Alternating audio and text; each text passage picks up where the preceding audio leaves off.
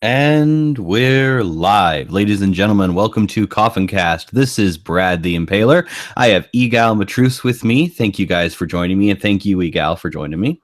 Oh, it's always a pleasure. So it's been a while since I've been around, but some recent things have really irritated me, especially coming from the Republican Party. I'm having a few issues with a couple things. Have you heard about this genetic testing that I think passed through the first stage, and it's heading on to get voted on even more? No, actually, I haven't. So basically, what this bill says is that employers can now tell employees that they need to get genetic tests. They need to provide a DNA sample, and if they don't, they're going to be charged more for their insurance. That's peculiar. What are they? They're just like risk assessment? Yeah, it's a risk assessment. That's exactly what they label it as. So, in my opinion, this is an extreme invasion of privacy. Like right off the bat, I have to say that it's an extreme invasion of privacy. I'm all for the rights of businesses, but when it comes to stuff like this is ridiculous territory. Oh, to be honest, it sounds right up their alley, considering that I've heard a lot of companies will demand access to like your Twitter and your Facebook so that they can go through it. And this is Mhm. like just, one step further than that. They want straight into your DNA to see if you're worth it. Exactly. See, what they're trying to figure out is my only assumption, unless we're talking about something nefarious here. The thing they're trying to figure out is if you have a genetic predisposition to diseases that'll cause lost company time and will become a lost cause for the insurance. So that's essentially what they're testing for in with these genetic tests. That's insane because that's not an indicator that you will get it. It's just, you have a chance. Exactly. Yeah. And so but here's the thing, like, you go to get a job and they tell you, "Oh, I'm sorry, we can't hire you because you have a genetic precursor for a cancer, and we're just not prepared to deal with that." Well, how are you going to be able to live? How are you going to be able to keep yourself afloat? You know what I mean? Yeah, I do, especially with the state of the job market as it is, and people having a hard enough time finding work that is, somewhat sustainable or reliable. Hmm. Yeah. So, I mean, like I said, of course, there are nefarious reasons that could be behind this. Like with other wellness programs with companies, when you go and say go to these third party companies to get a blood test or a drug test or whatever happens to be what's part of your company's wellness program, you go there, and the information that they collect they actually give to other third party companies as well, and you'll start receiving things like a spam about like your cholesterol and stuff in the mail. I've seen this. It's been reported on. This is something that's actually happening, and I'm afraid that they'll be doing that with genetic information as well now. Yeah, they wouldn't be surprised at all because I know that, they say that it'll be private and confidential and they sell it anyway. That's exactly right.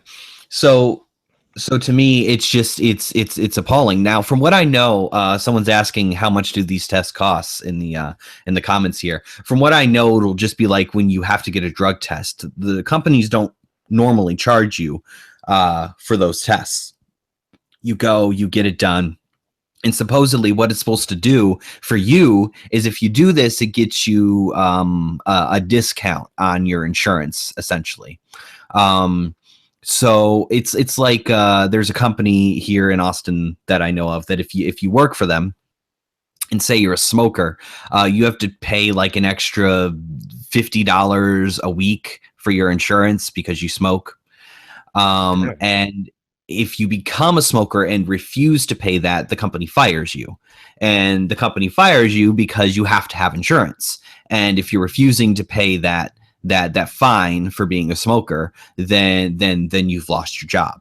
And I imagine it's going to be the same kind of thing for the genetic testing.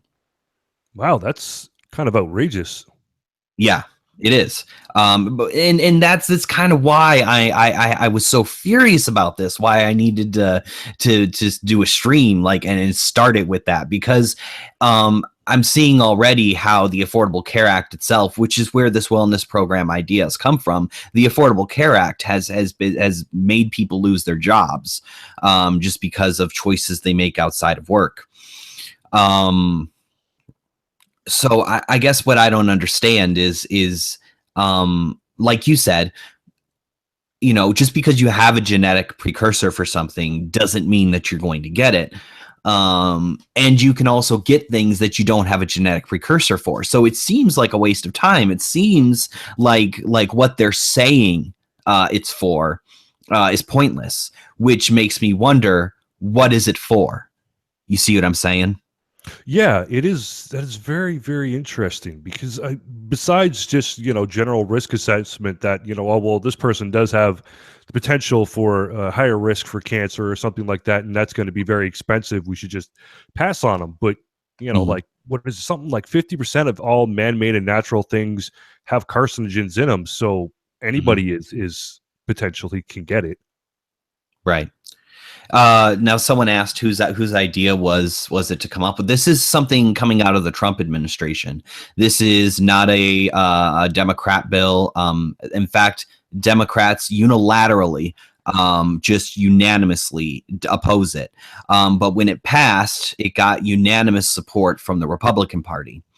So what we're facing now is the Republicans are doing exactly in some fashion what the SJWs were afraid of. They are literally taking away our rights. Yeah, and in a very peculiar way of going about it too, because it's not a solid basis for anything. Right. And it did pass. It passed. It passed.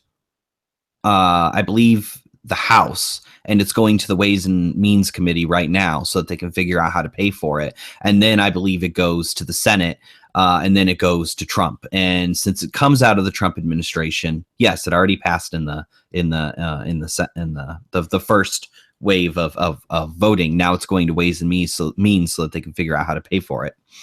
So no, it didn't pass the second test, or the second phase of uh, voting yet.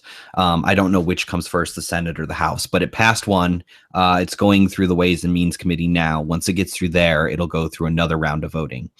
But when it already went through, Republicans have a majority. Republicans are supporting it unanimously, so I highly doubt it won't get passed. I think the only way to fight this is to take it to the Supreme Court after it's been passed, like fully. Is risk assessment the only reason they give? Do they have any other, like, I don't know, semi-logical reasoning behind this? No, let me. I'll go ahead and bring up an article about it here. Just a sec.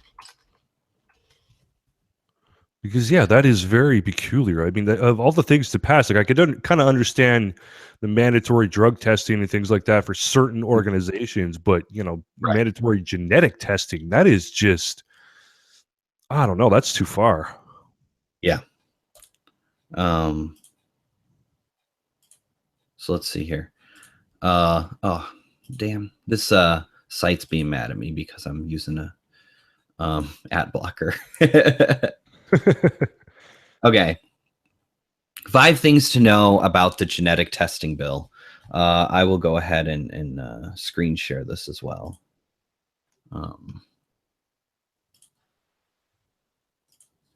Okay.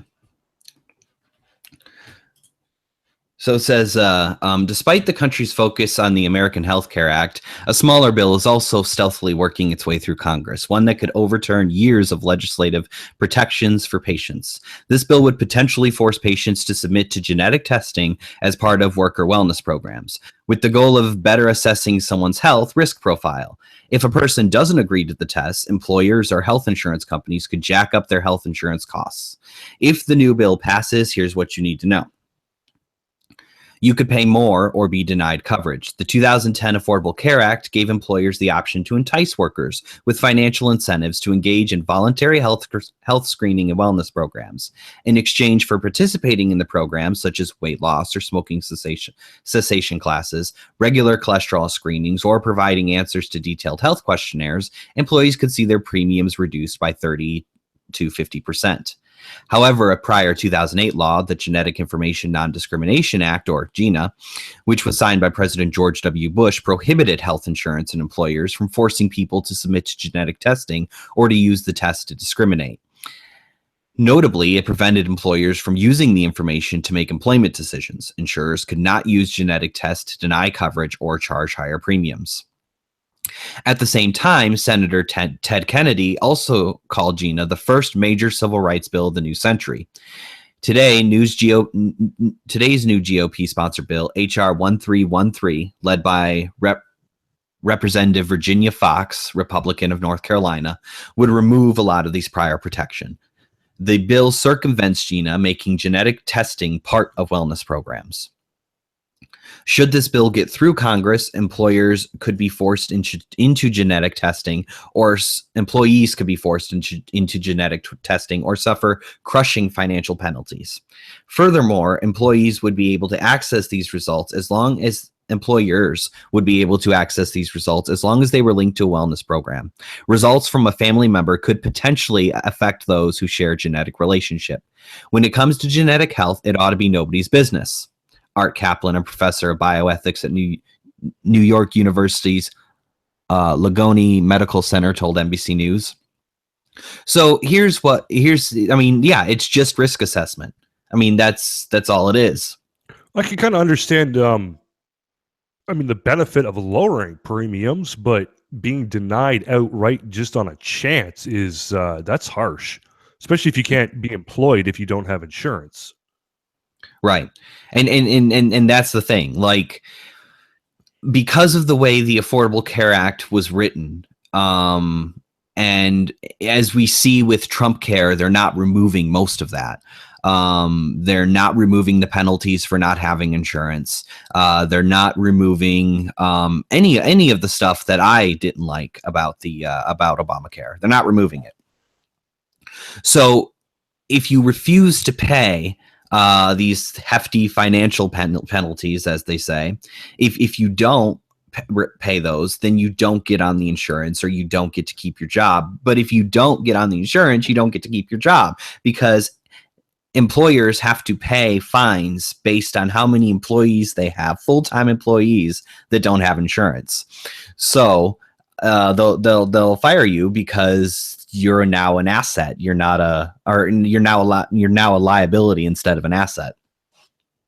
Wow, that's a pretty fucked up system, to be just blunt about it. Like, Yeah, I thought, why can't you just have personal health care and, pay your own premiums? Why does it have to be through the work? Well, I mean, so you can sign up through the healthcare market, and as long as you put on your taxes that you have insurance and can prove that, then your employer doesn't get in trouble. But you have to prove that you have other insurance. And the last time I checked, at least here in Texas, the healthcare marketplace, when I told them I make zero money, they told me I had to pay $500 a month in premiums for insurance. So I don't Holy see. Shit. Yeah, what I don't see here is how this system is beneficial to anyone.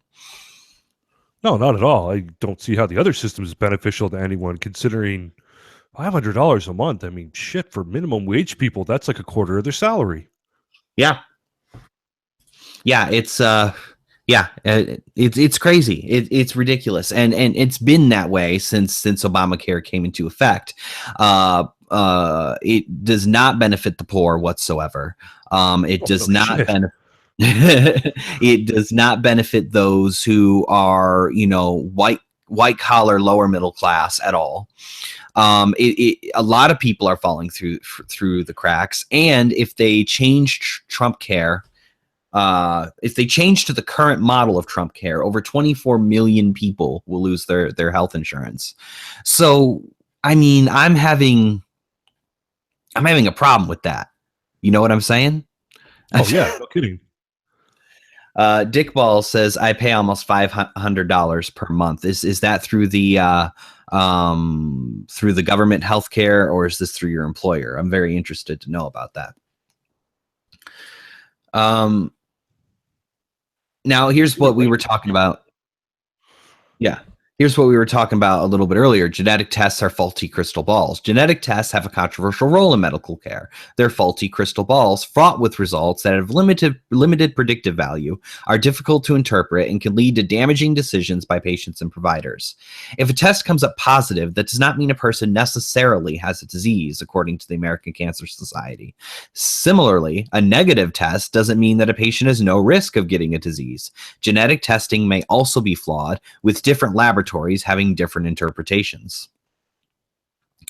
A notable scandal was the Overture test, the subject of a 2011 JAMA study at the University of Utah.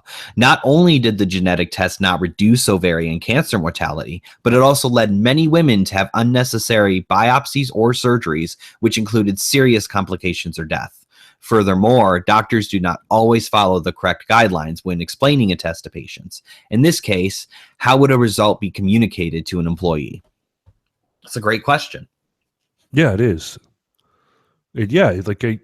Oh man, it just makes absolutely no sense why you would go this route. Right. It's like, when things don't make financial sense on the outside, there's usually a nefarious reason, below it. Like, Yeah, that was just thinking that somebody's got a friend who's in this who owns one of these companies or multiple of these companies and will stand to make a great deal of money from it. Because beyond exactly. that, there is no real logical reason for it. Yeah, that's what I'm saying. It doesn't make sense. It's very flawed. It takes away rights, like way more than any bill that I've seen in recent history. Takes away your rights, and it doesn't seem like the benefit is worth the cost at all. Well, no, especially if you have to go around an existing bill that prevents this. Exactly. Right. Bills that have been passed in recent history. In recent history, Bush wasn't that long ago. Bills that have been passed in recent history to exactly prevent these types of laws from being passed. Yeah, and then if you have to find a workaround for it, then that should be a big indication that you're going down the wrong road. Exactly. Yeah. And so Brian points out in the comments here that a point no one brings up is that there's plenty of people who don't want to get insurance. Here's the thing. Right off the bat, I'll say from my side of things here, I do not support any system that requires you to give a company money or else you'll be penalized by the government. I do not support any system whatsoever that's like that. However, there is a drain on the American taxpayer. I mean, Canada's different, but there's a drain on the American taxpayer when somebody doesn't have insurance and goes to the hospital, in the emergency room, gets care, racks up $120,000 bill, and leaves it to the taxpayer. There's a drain on the system because this happens on a regular basis. Well, sorry, go on. No, you go ahead. I was going to say, well, that's the large problem with Canada's economy is that our healthcare system is such a drain. It is close to like half our taxes go into the healthcare system, and it's terribly inefficient. It's underfunded as it is because, the bills get high. And the fact that companies like pharmaceutical companies, medical supply companies know they can charge whatever they want, and the government's just going to sign the bill. Right. Which means that they can't afford as much staff, which, makes the quality of care go down, which just, it's terrible system. I'd almost rather have a something like kind of what they have in the Netherlands, where you do have to get state insurance, but you get a tiered system where what it changes is your deductible. So Hmm. let's say I chose the lowest tier, which is like, it's not much. It's like a couple $100. I think it's like 500 a year is Hmm. like maybe the highest or the lowest. But anyway, the deductible is about $900. So if you have that $120,000 bill, you got to pay $900. Right. You know, Right. so it's kind of a balance. You still have to pay something, but you don't Right. have to pay a ton in taxes. You got to pay a little out of pocket. It's kind of a combination of the two, and it seems to work out better, Hmm. a little better anyway. Right. Well, okay. So the what will and so that's the thing. Our system, at least at one point, was not prepared for that financial drain. We didn't. It wasn't. It wasn't the. It wasn't supposed to be working out that way. We were not supposed to be flipping these $120,000 bills. 20, 30 a day per state. That's not what we were supposed to be doing. So that's why the Affordable Care Act started making sense to people. You're setting aside cash to pay for this drain. You're making a way in the system for that, and you're making it part of the economy. That makes sense. I've never been for the Affordable Care Act, but I get the economic advantage of it. But what I don't understand is there was a reason for this, right? There was a financial reason that benefited, at least in theory, the country. There's no reason whatsoever for this bill. It doesn't benefit anyone other than these testing companies and anybody who has access to this information, to this private information of yours. That's all. That's all it benefits. It doesn't. I don't see any numbers on how it's going to affect company losses. I don't see any of that. It seems to be being rushed in amid all this other controversy and kind of being ignored in most headlines. Yeah, and if you get one of these companies that interprets your results wrong, you could potentially be forever out of work in that particular line. Like whatever, if you're in big business, then you could forever be blackballed from it because of someone interpreting it wrong. Hmm. Yeah. It makes no sense. No, it really doesn't. And I mean, I have been up until recently a very avid Trump supporter. I have kind of had my hope and dream in the Republican Party, the GOP, bringing forth some changes, making things better for society, for America. But what I'm seeing is they're going back to the same type of right-taking behavior. It seemed that they had changed their platform for a smaller government when now their interpretation of smaller government is let businesses do whatever the fuck they want, which is a problem. Yeah. It's a problem. I'm a libertarian. I'm a person who believes in the rights of people and the rights of businesses to do what they wish. But when it comes to genetic information, when it comes to private information, I don't believe any business has a right to that unless I willingly give it to them. And I don't believe they can be able to penalize me for not giving them that information. Yeah, no kidding. I also, like, me personally, I don't think that any company should have the right to ask for, like, your Twitter and Facebook information or Right. login information just to check up on you, make sure that Right. you fit their whatever their moral compass is. Like, I think Yeah. it's none of your business. What you do at home should not reflect what you do at work. What you do at work should speak for itself.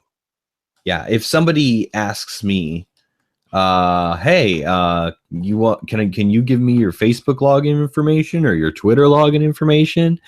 I would be like, fuck off. Yeah, me too. Absolutely. Absolutely not. You are not getting a damn thing from me like that. I'll friend you or something so you can go read it yourself, but I'm not letting you into my private conversations. Yeah. See, I don't even friend employers. Like I won't even go that far. If they, what's your Facebook? I don't share that information. If it was a good enough paycheck, I got no problem adding them as a friend so they could see what I do on there. I really don't give a shit. Right. It's not why I have it privated. I don't have it privated. I have it privated just because I, don't want to deal with people on Facebook because they're idiots. Right. To be blunt. All right. So to me, this is probably one of the grossest violations of rights that I've seen so far in the last two administrations, to be quite honest.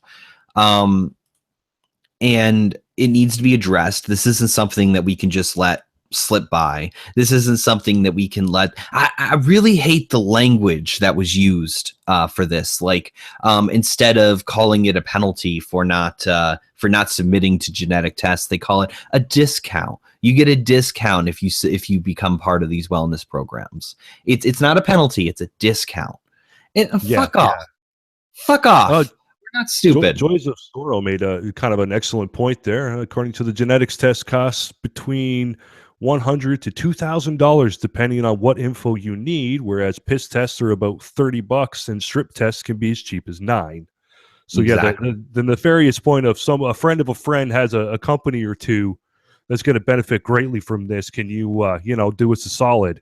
Is starting to seem more the way they've gone, unfortunately. Yeah. And this is coming out of the Trump administration. This is coming out of the Republican Party. This isn't something that the liberals are putting forward. This is something from the side that we helped get into office. And to me, it's sickening. I feel kind of bad that this is what we've subjected our country to.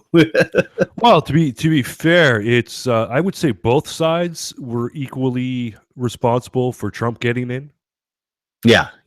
I'll give you that. If they had better candidate and weren't working so hard to keep Bernie out. Even with Hillary, had they just gone a different route besides vagina, and it's about time any woman, which is the stupidest thing you could say. So a psychopath crackhead off the street is going to be better than Trump? Really? That's your argument?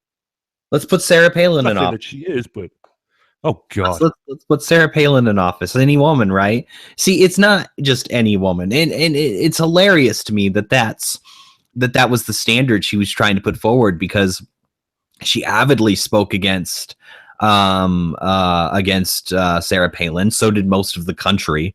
So it's not just about what's between your legs. Yeah, well, it was convenient at the time because I guess when Palin was involved, that feminism wasn't quite as potent politically as it is at the moment, or at least as it was through this campaign. Like that tried to be what she ran on. That was her platform, and it failed miserably. Now, another thing I want to bring up is this other bill that has recently come to pass. Give me a second. It hasn't passed. It's it's not going to pass. I am absolutely sure of it. So let me go ahead and bring this up here. I'm going to share this screen. Alrighty, what we got here? Oh, fuck that one. Female politician proposes law to fine men $100 for masturbating as, quote, act against an unborn child, end quote. Yes, yeah. The first thing I tweeted out was, okay, so what happens when a woman gives a hand job or gives a blow job or has sex with a condom or any kind of contraception? It's all exactly the same. Not to mention, how the hell are you going to freaking monitor that? Yeah. Are you going to like mandatory browser checks once a week to see what you've been watching?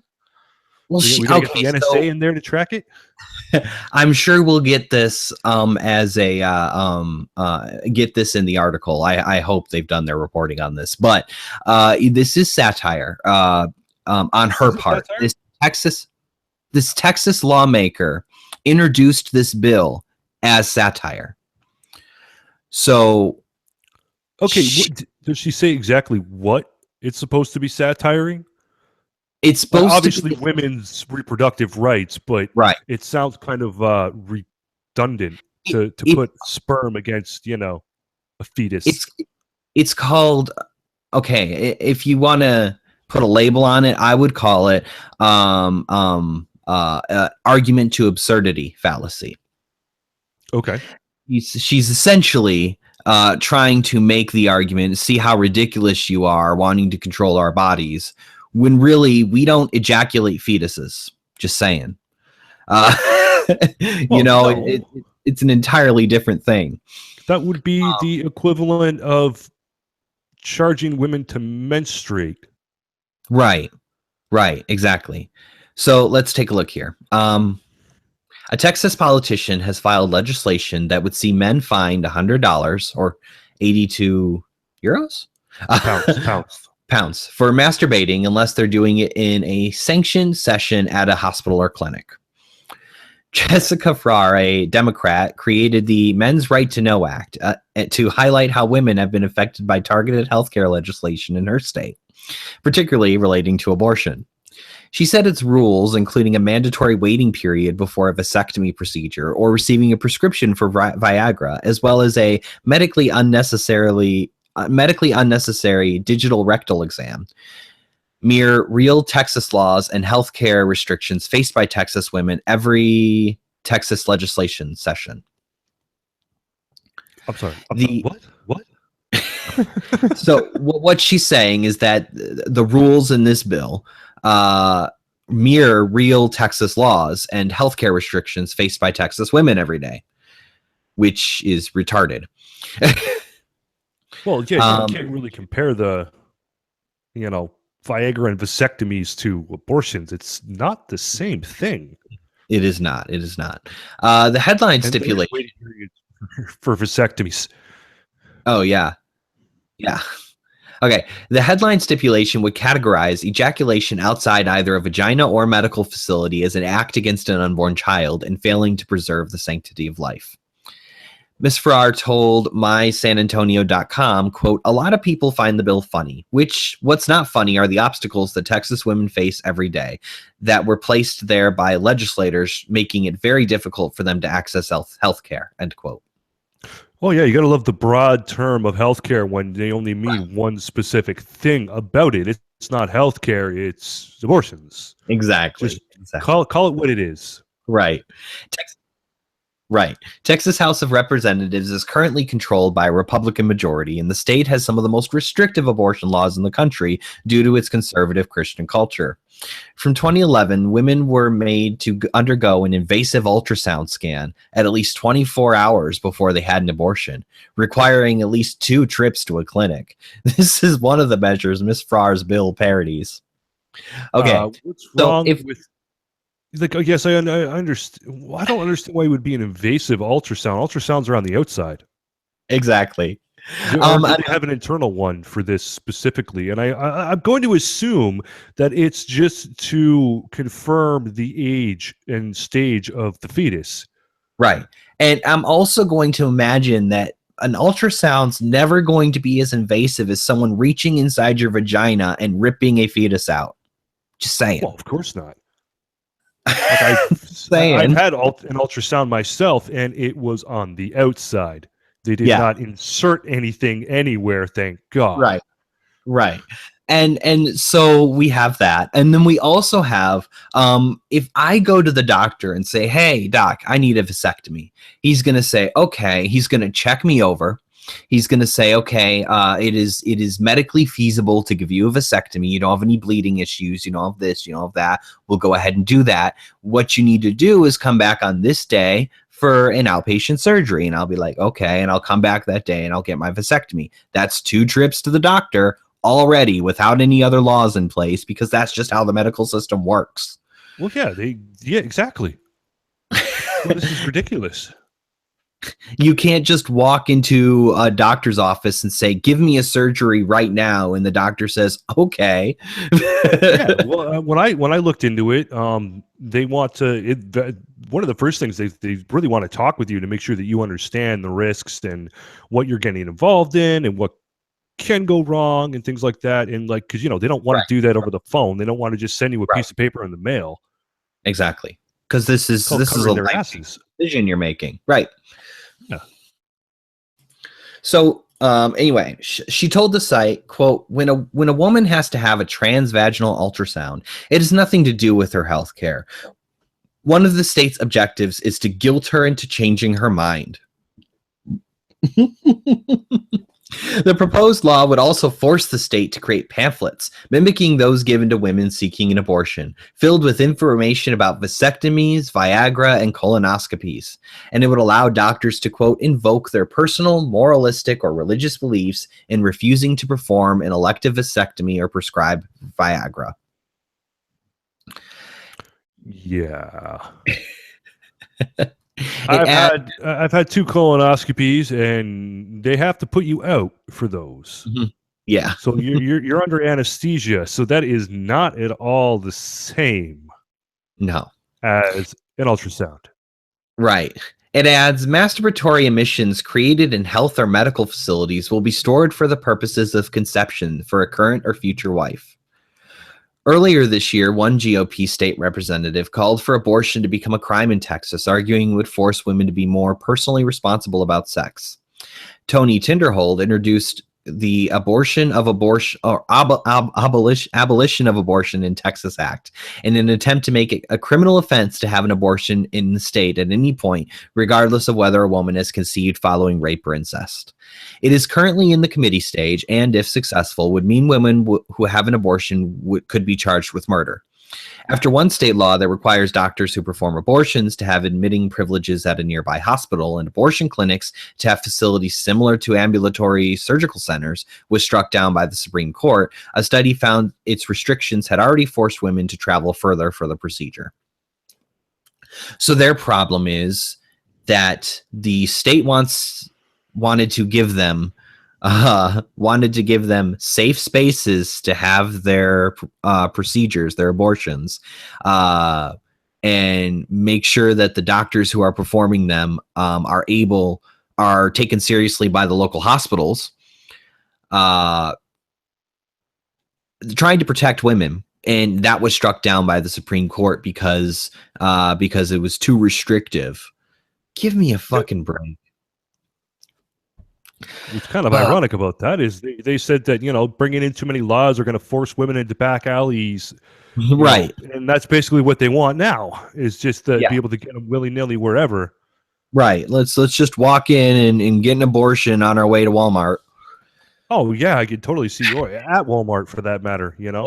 Right next to the ice cream. Right next to the optometrist, you got a abortion clinic.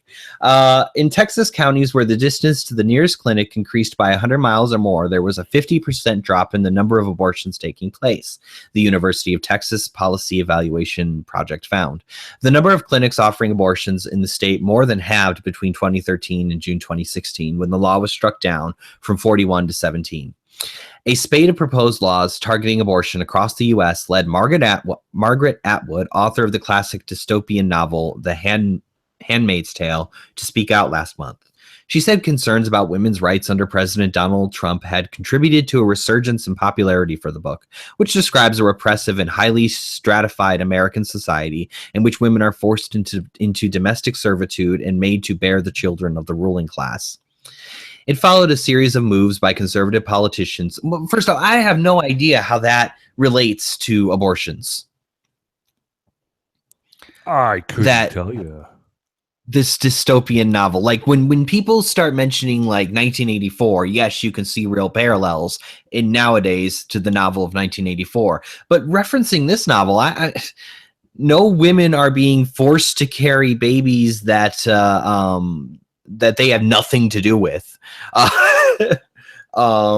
It's ridiculous.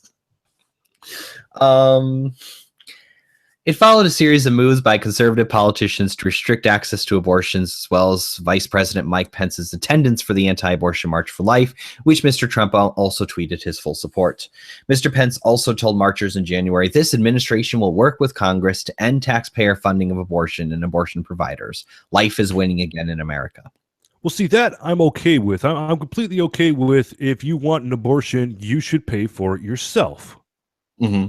Definitely. Because I mean, you're taking the responsibility of the consequences. If this is something you want to do, you should pay for it. It should not be coming out of somebody else's pocket. Exactly. And it's kind of the same shit with them wanting free, menstrual pads and tampons because they can't Right. help their cycle. Well, why Right. should it be coming out of somebody else's wallet? Right. Definitely. Definitely. It's ugh. Yeah, indeed.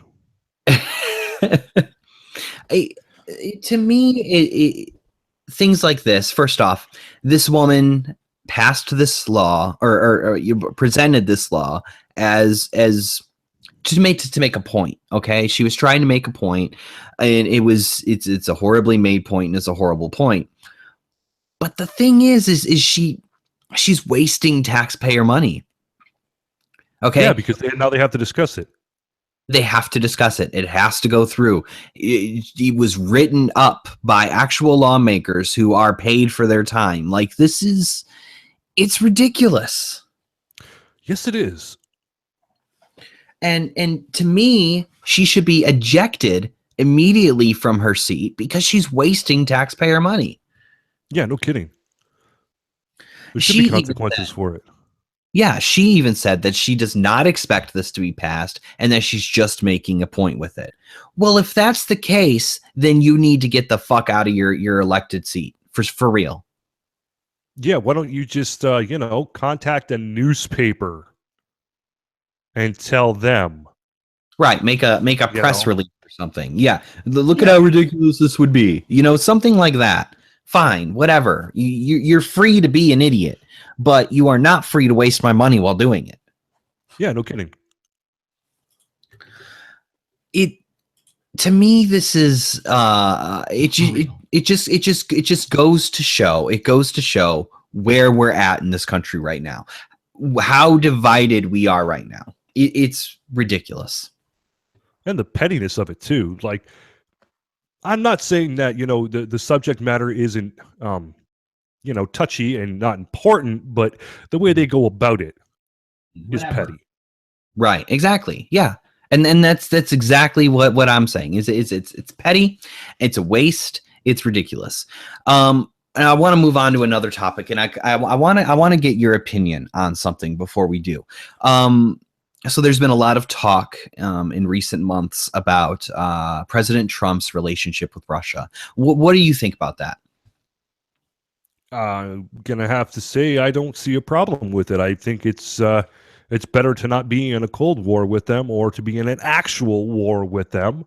Although the Right. last Cold War was kind of good for the economy of both countries. I think at a time like this, it's good to have allies that are actually on your side. And Right. with Russia and China being on America's side, then we that's not a bad thing. You really Right. don't want the pair of them as your enemies. Right.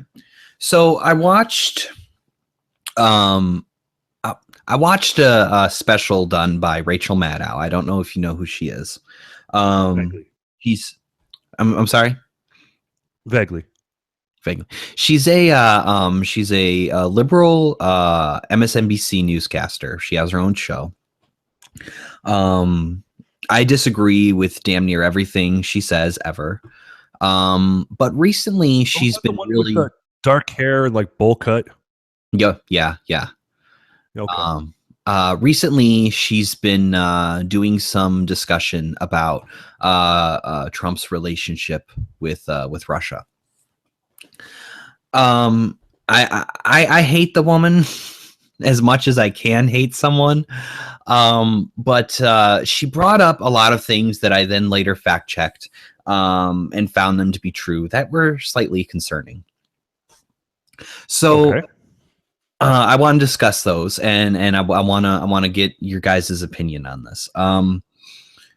So Trump, when the GOP was going through its platform during the GOP National Convention, the Republican National Convention, they were going through their platform and trying to establish what their platform was going to be for this upcoming election cycle.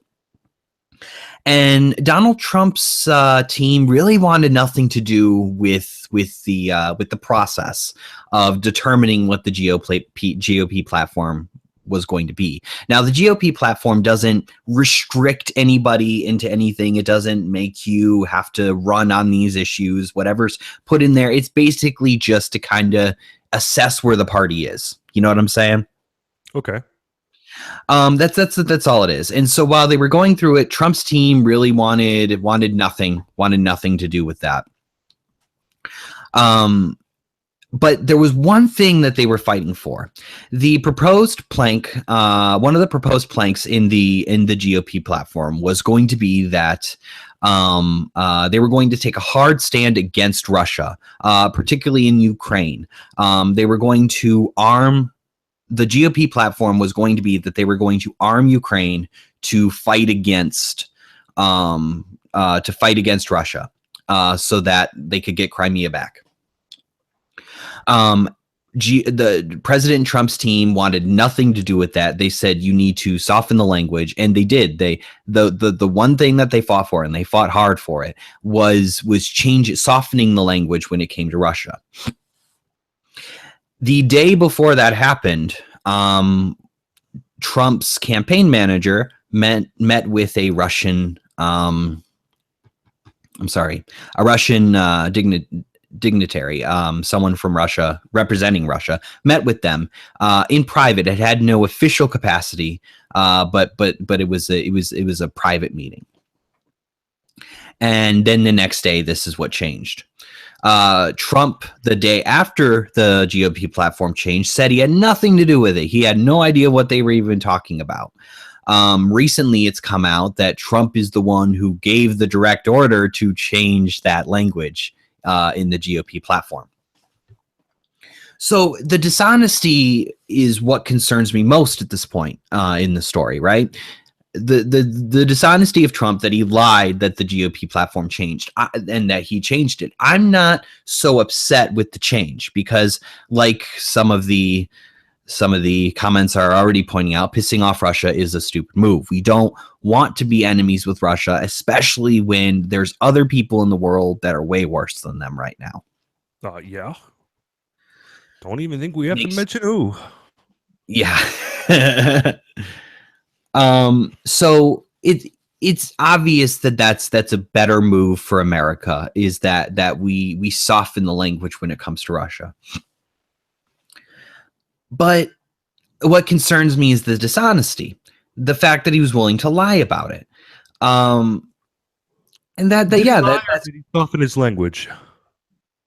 He lied. He straight up lied. Okay. Because he literally said, I don't even know what you're talking about. I have nothing to do with that. When he's the one who gave the order to have that fought for, to have that changed. Oh, I guess it's just a technicality then, because he put it in somebody else's hands, so he had nothing to do with it. Right. So we have that. We have the constant meetings with Russian officials in the Trump administration that they keep saying aren't happening, but then stuff comes out that is happening. There's a problem with that. There's a problem with that dishonesty.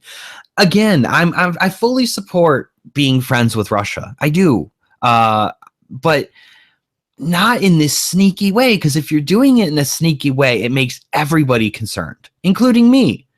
When I'm perfectly fine with us being friends with Russia, I don't like the secrecy surrounding it.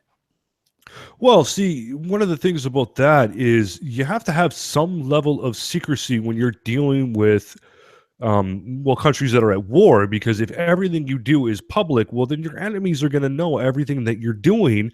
And only George W. Bush was that stupid. To go out and say, hey, this is what we're going to do. And, well, yeah, he's no fucking better at it. He was letting his friends know in advance in that case. But yeah. Hey, guys, get the fuck out. We're coming.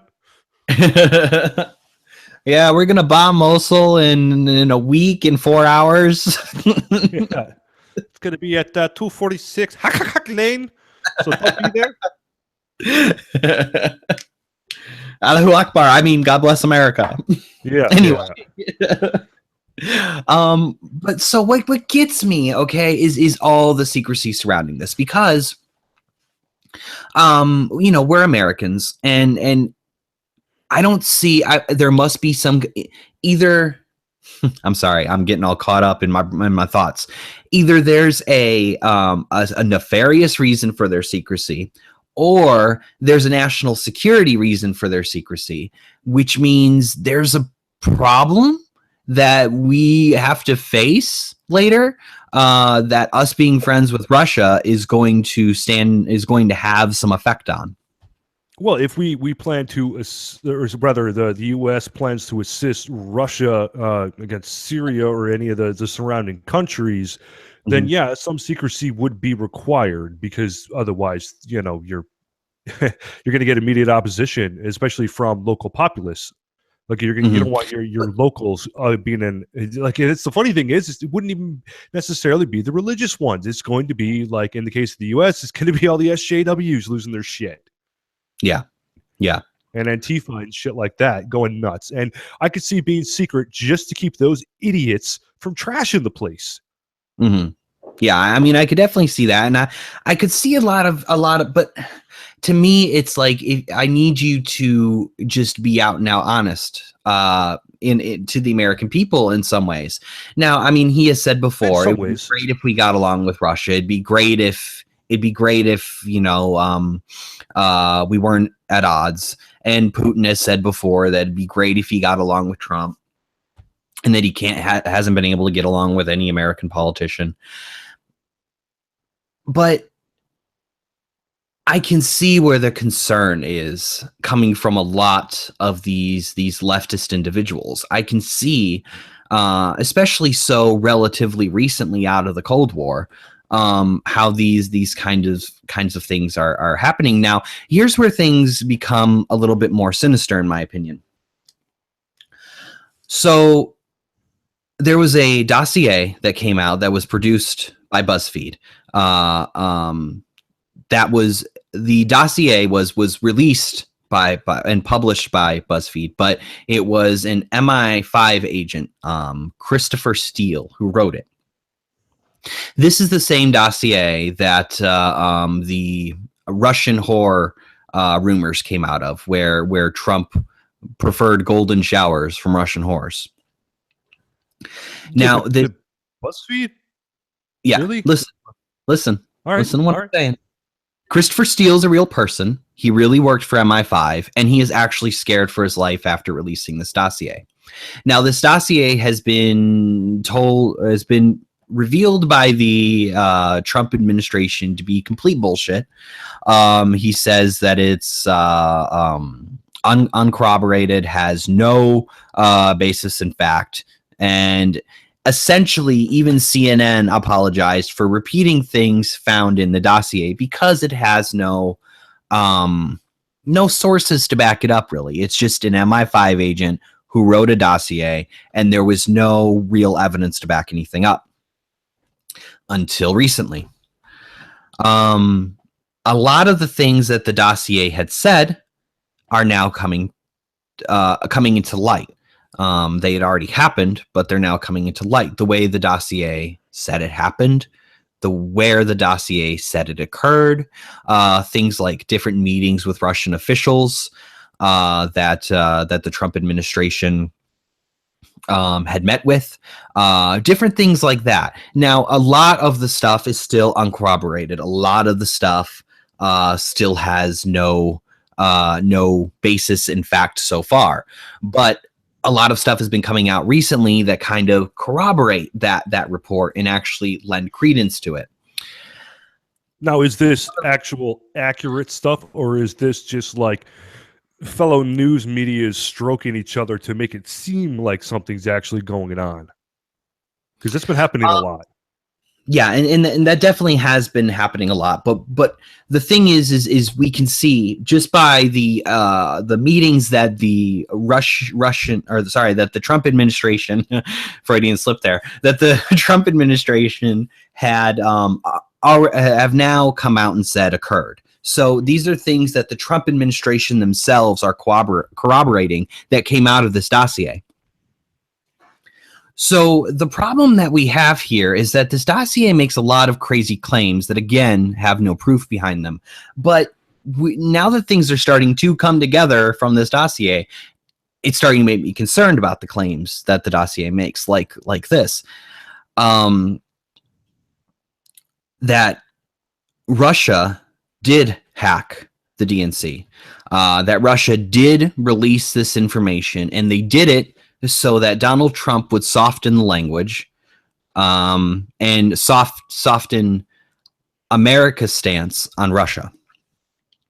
Well, as for the Russian hacking, there's the way I was told to me is that there is a lot of rogue sects of hackers who don't like the Russian government either.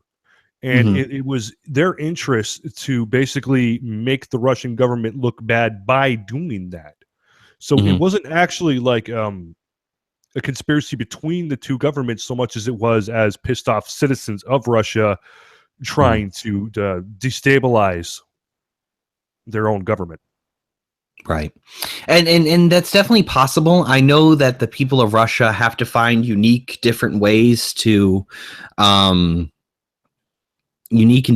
to fight back against their government, because Putin kills his political opponents instead of actually, having them as political opponents. Which is why I can totally see there being rogue sects of basically, cyber terrorists who are trying to take them down that way. Yeah, I mean, but okay, but there could also be just the fact that this is done by Russia, and the is a state hacking, which, again, like, I don't see a problem with what was released. They didn't fabricate information, right? Everything that was released in the WikiLeaks came out. It was true. So they weren't fabricating information. If they affected the election, the only way they did it was by releasing information that was true about the opposing party. Well, that is the best way to spread lies, is to pepper in a bit of truth with them. Yeah, because then people will look at it and go, "Well, see, this is truth, and so therefore all of it must be true." And that's how SJWs go about most of their crap.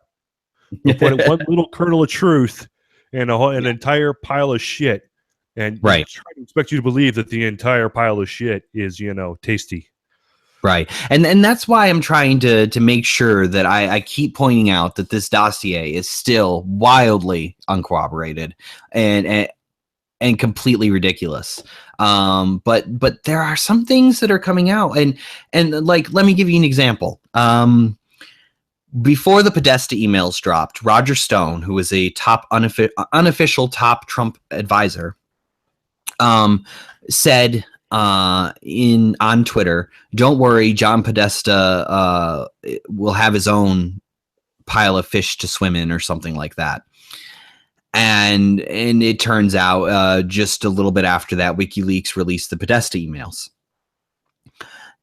There's also that an hour after the pussy grabbing video was released, WikiLeaks dropped another set of leaks an hour after that. So it really seems to me like whoever was doing it was working in favor of Trump. But again, like you said, you point to a couple of things. I mean, anything could look like anything if you look at it hard enough. But yeah, and it also depends your own bias on it. Well, you know me, I'm a see it as nefarious. I mean, me, I'm a Trump supporter, and it's making me a little bit, cautious here. Honestly, I could care less either way about the guy. I think he was the slightly better candidate, but only by, a few misplaced hairs. No, I've always been behind Donald Trump. I've always wanted him to be president ever since I knew who he was, because I figured he had what it took. But what concerns me is this Russia stuff. If Russia helped get him elected, fine, whatever. But by releasing information that we needed to know anyway, whatever. Well, I don't know. There's been cases coming up of voter fraud on Hillary's side already. Like there's been one lady who was already prosecuted for, I can't remember how many times. She voted like a dozen or more times Mm-hmm. for Damn. Hillary. So Wow. Damn. it wasn't hacked, but she got away with it somehow. And with their release of them busing people around to different areas to vote, it just wouldn't be surprised if they took the same busload of people around to do a bunch of different areas to vote. Right. Yeah. All right. Let's talk about another thing here. I'm going to cover the Trump Russia connection in a video to kind of provide some visual evidence and everything at the same time.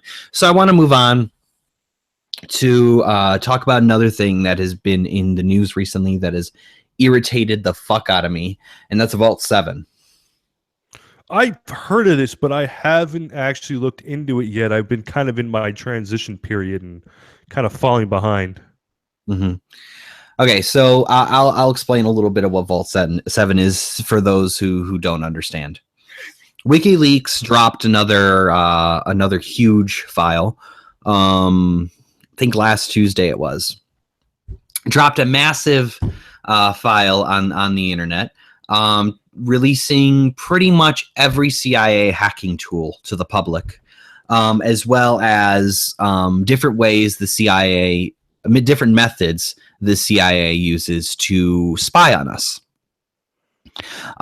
So these were all documents coming straight out of the CIA, according to WikiLeaks, and the CIA has not denied any of this either. Okay, I did hear a little about that. Right.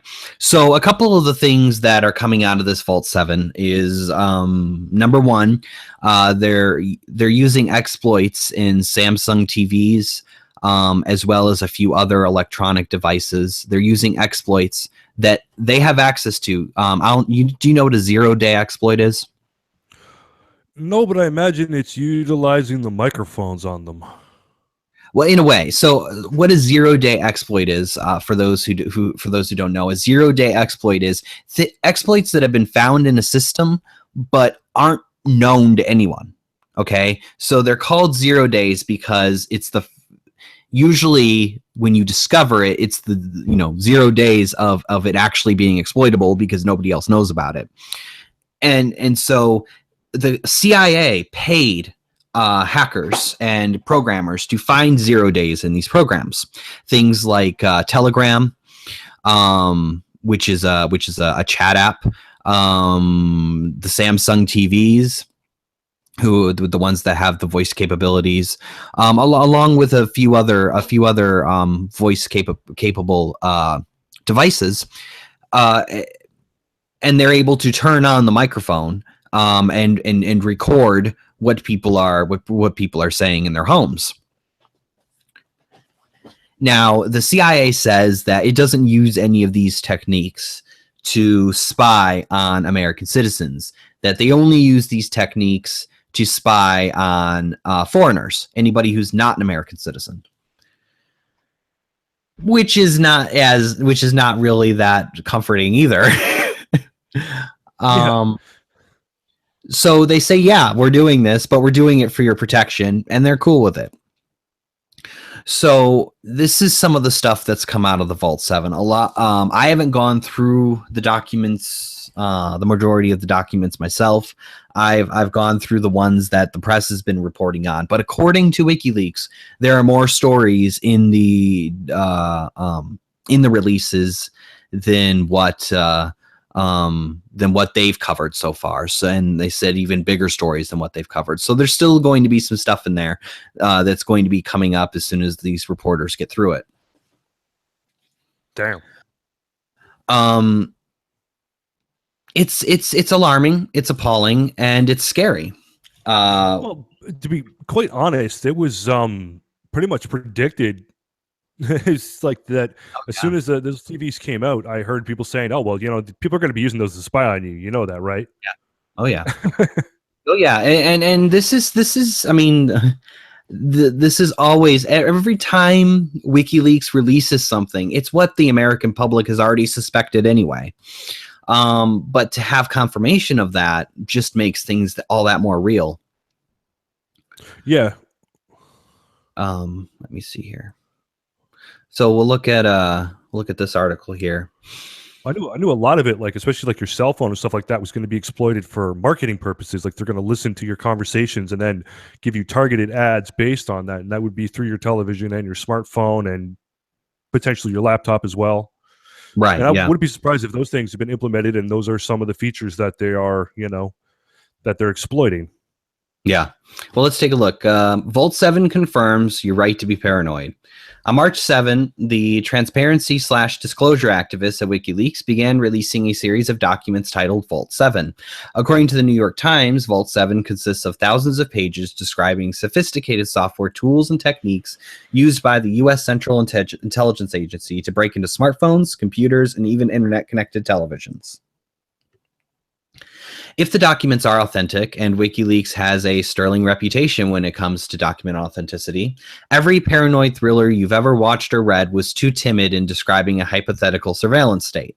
Even the telescreens and random audio bugs of George Orwell's 1984 don't come close to the reality of the CIA surveillance operations.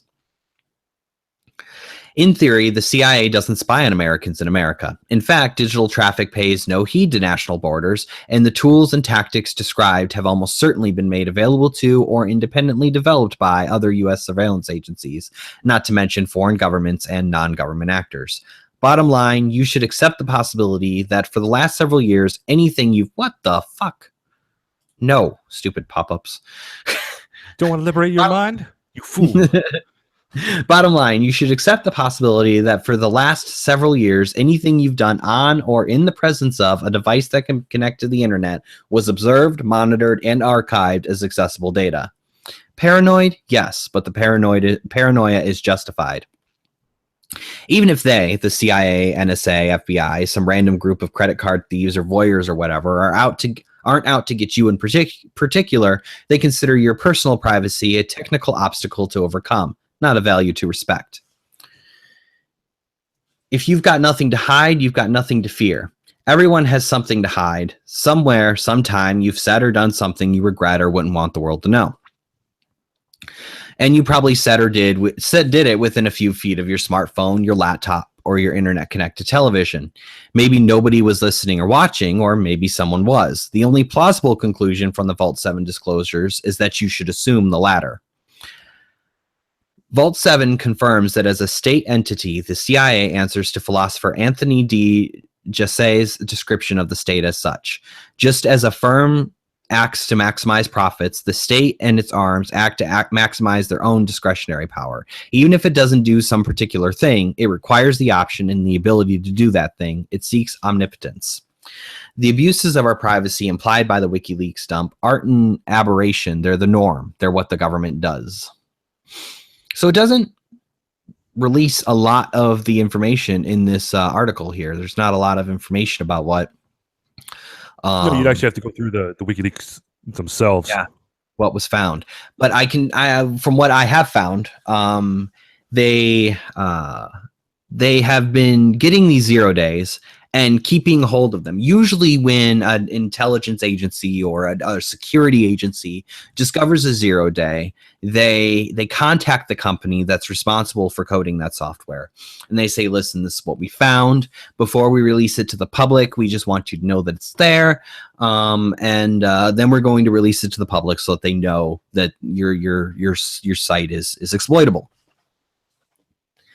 That's how it usually goes. The CIA has not given the companies their 0 days. So they've kept these 0 days and they've tried to keep these exploits open on purpose so that they could, without the company's knowledge, spy on their customers. Which is companies are just such a pain in the ass. You ask and you ask, but like, no, you can't. That's how you do it.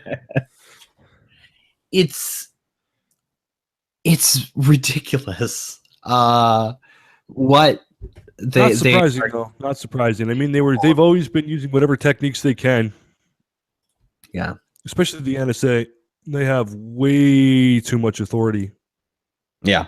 To just do whatever the hell they want, because then they can always just say, well, it's a matter of national security and that's our job.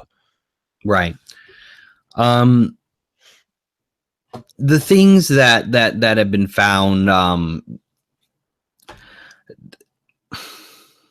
they can spy on pretty much anyone at any time. And so what WikiLeaks has tried to do is they're saying to these companies, okay, listen, they're saying, okay, listen, if you want us to, we'll tell you how to fix all the exploits, because the exploits are all there in the documents. But they haven't released all the exploits to the public yet.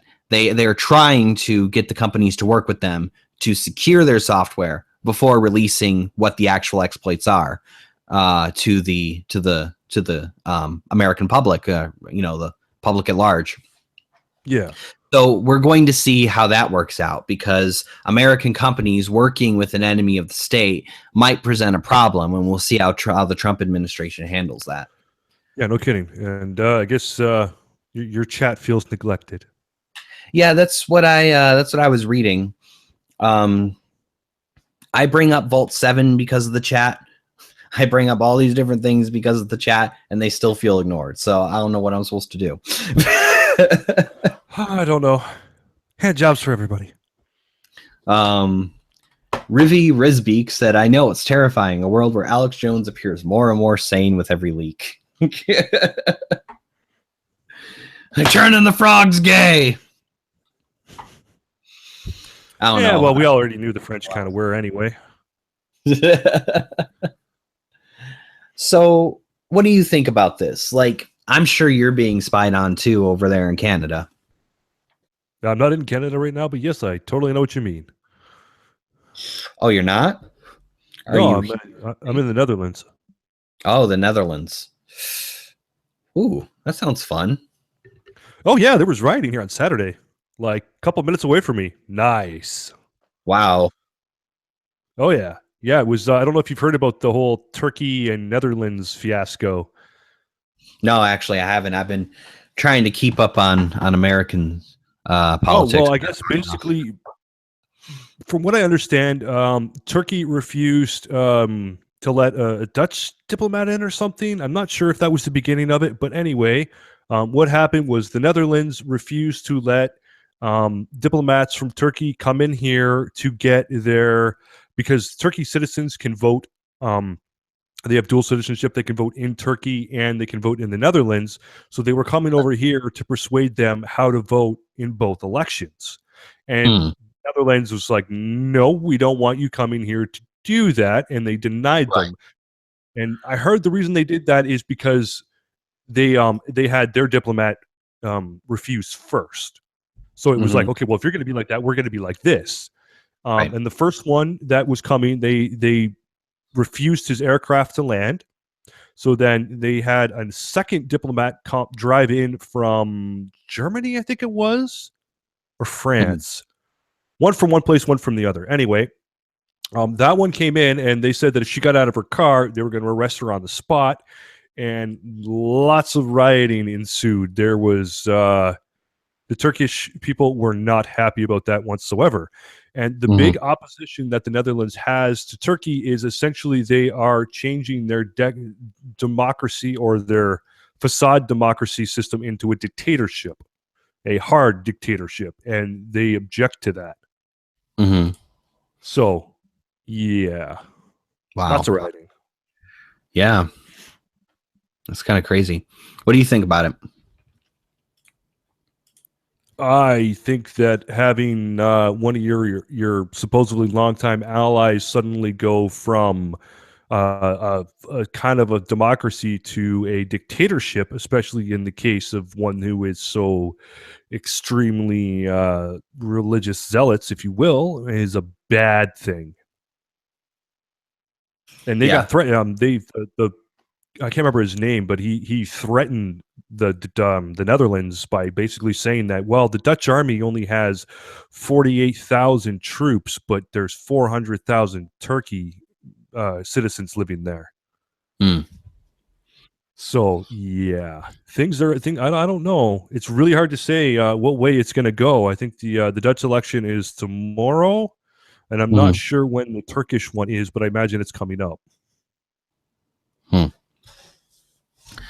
Well, I hope everything goes okay as far as that goes. The whole world right now is fucked. Yeah, more or Holy less. hell. I don't. I've been for a loss. I've had a loss of words for over the past couple of weeks. It just the things that are happening in the. It, Maybe the world's always been fucked, but we were too young to notice. that's what I've been thinking. Like, was I just stupid? Yeah, did we just not know any better? Were we just not paying attention? But it's always been like this. Like if we Right, went back and actually looked at the Bush administration, was the world in a similar state? right. Like I just and so we see with Trump that the two party system's breaking down. And the last time the two party system broke down, we lost a party. We lost the Whig Party. Um and the last time the two party system broke down, we had a nationalist uprising, which is what we're facing now, and another nationalist uprising. So it seems like Yeah, anytime the two party system breaks down, we lose a party, and the nationalists come out of the woodwork. Now the liberals see nationalism as a poison. The liberals see nationalism as well. Look what happens. You if we fuck up, all the racists come out of the woodwork. But yeah. a true nationalist is not a racist. They're somebody, unless they're a white nationalist. There's somebody who believes in their country above others, and you kind of have to, in a way, believe that. Just like you have to protect yourself or put your own needs before others' wants. That's just life. Yeah, I'm actually kind of interested to. I was just learning about the way the Dutch do theirs. They have 28 parties running for the election. Hmm. Yeah. Can you imagine? Well, One of them yeah. is the Pirate Party that has a playmate as their leader. I'm not Yeah. kidding. Wow. Someone pointed out, Saint and Satire pointed out that the last time the two party system broke down, we got rid of slavery. That's right. The Republican Party was a brand new party at the time because the Whig Party had broken down. The Whig Party was the other party. There were the Democrats and the Whigs, and the Whig Party broke down, and the GOP Party came out of that. The Grand Old Party. The Republicans came out of that, and so what's his name? Abraham Lincoln was the first Republican president, but he was also a Whig before he was a Republican.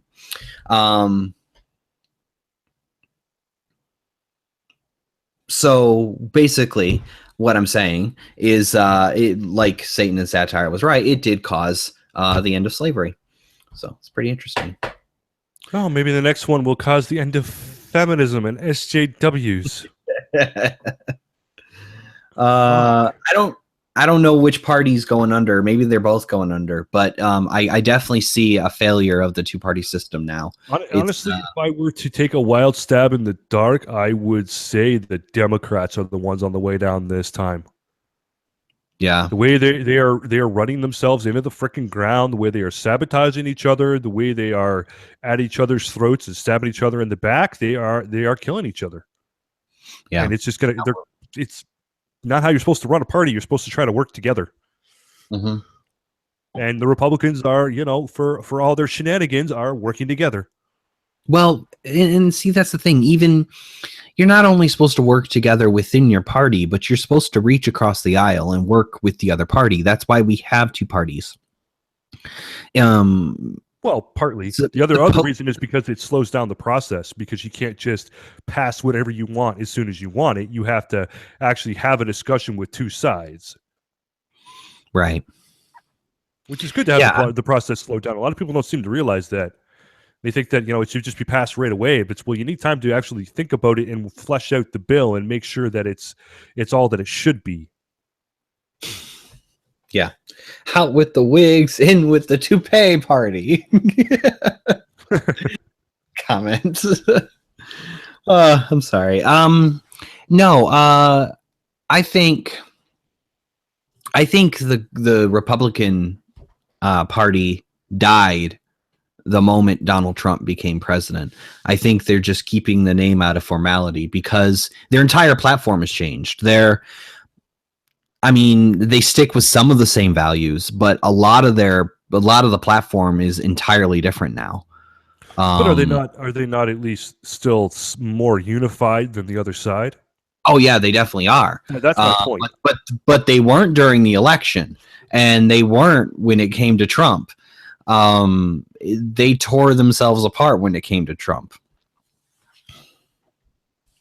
Well, yeah, because he was saying that he was not going to play ball, that he wasn't going to bow down to big business, and he was going to do things his way, and that scared the shit out of a lot of people. Definitely, yeah. Yeah, it's. But I kind of feel duped in a way when it comes to Trump, and it's because that genetic bill came out of his administration. It's because the constant lies about his ties with Russia just like come forward. Just be like, say, hey, yeah, I'm working with Russia. And you know why I'm working with Russia? Because we need to have a good relationship with Russia. I'd love to see. Though. No, he keeps denying everything. Oh, I don't know Putin. I've never talked to Putin, but it'd be great if we got along with them. Like, okay, come on. I thought they had met. Well, now they've met, but I'm saying he's still keeping with that same. I don't know what you mean, Russian this and Russian that. It's just like, and now we're seeing that Russia, the people of Russia, are kind of now turning against Trump because Trump has had to make a more hard line toward Russia when it comes to the public. And he's made some recent statements that have pissed the Russian people off. And all the media is doing by pointing out all the Russian things, and all he's doing by denying all the Russian links is driving our relationship with Russia even further over the edge, which is the exact opposite of what we need. We don't need to piss off Russia more. Donald Trump has made no moves to lift any sanctions on Russia. He's made no moves to support the people of Crimea, which I don't think he should, but that's a time for another. But basically what I'm saying is he's been completely just, no, I'm not doing anything, and I have nothing to do with the Russians, but it'd be great if we got along with the Russians. And I think the Russian people were expecting more for him to come out and ease tensions between the two countries. And he's not doing that. He's lying about the relationship that he does have with Russians. And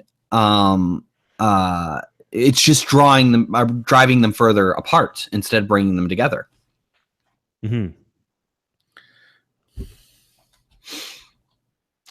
I don't know. I haven't really been paying too much attention, to be entirely honest. Huh.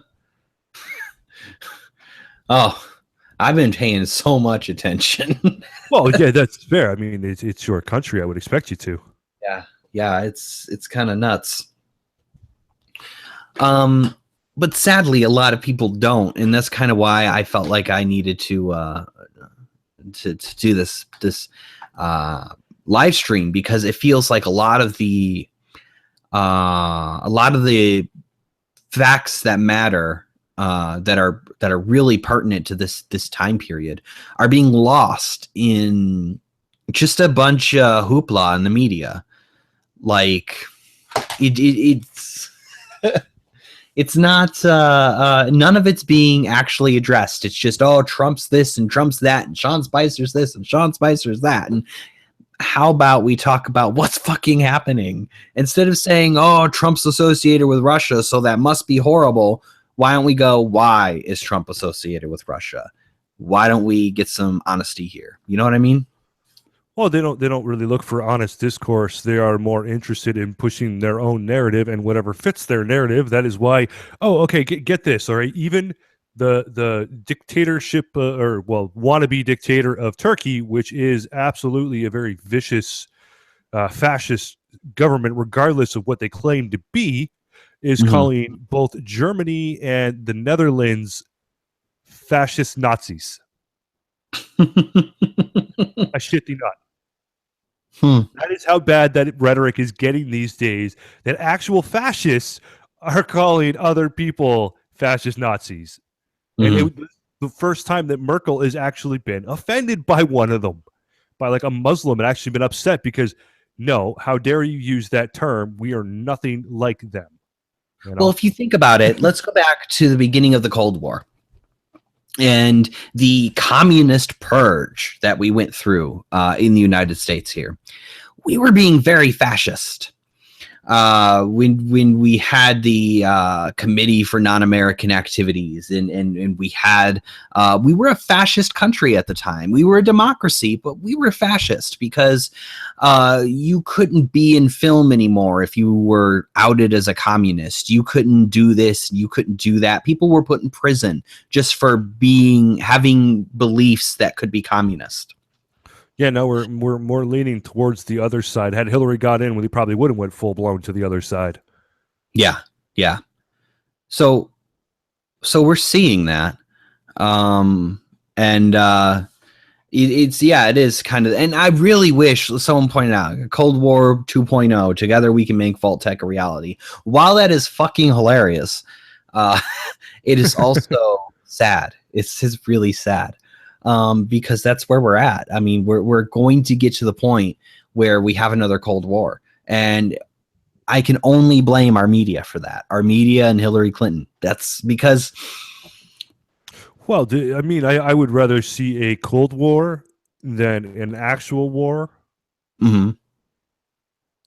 Well, I mean, that's what Hillary wanted an actual war with them. Yeah, So that's yeah, much different to a Cold War. I mean, as we saw, the Cold War, you know, didn't actually cause any damage. It actually made a lot of great advances, not just in weaponry, but hell, that was our motivation for getting to space. right, right. And yeah, I mean that it had great some great consequences, but people were living in fear.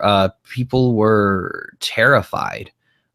Kids were drilled day in and day out what to happen when a nuke fell. Get under your desk and cover your head, like that was going to help. Yeah, um really. It was just a way to keep them calm, I believe. yeah, yeah, just be calm while you die and sit there. um but I'm just seeing so much crazy shit coming out of our government now, that it does remind me of the fucked up world of Fallout before the bombs fell. Like it's ridiculous. It's downright Well, ridiculous. um, I mean, from a certain point of view, America doesn't have too much to worry about because they have a lot of defenses already in place to stop any nukes from that side getting there. The only thing they really have to worry about is naval vessels that can Mhm. get in close, and they are out there. I mean, we've got them in the upper parts of Canada. Same with their air force. Yeah.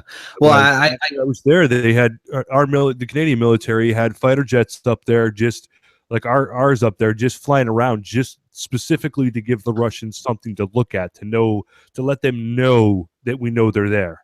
yeah. Yeah, we run military operations all the time right on Russia's border just to be like, hey, we're here.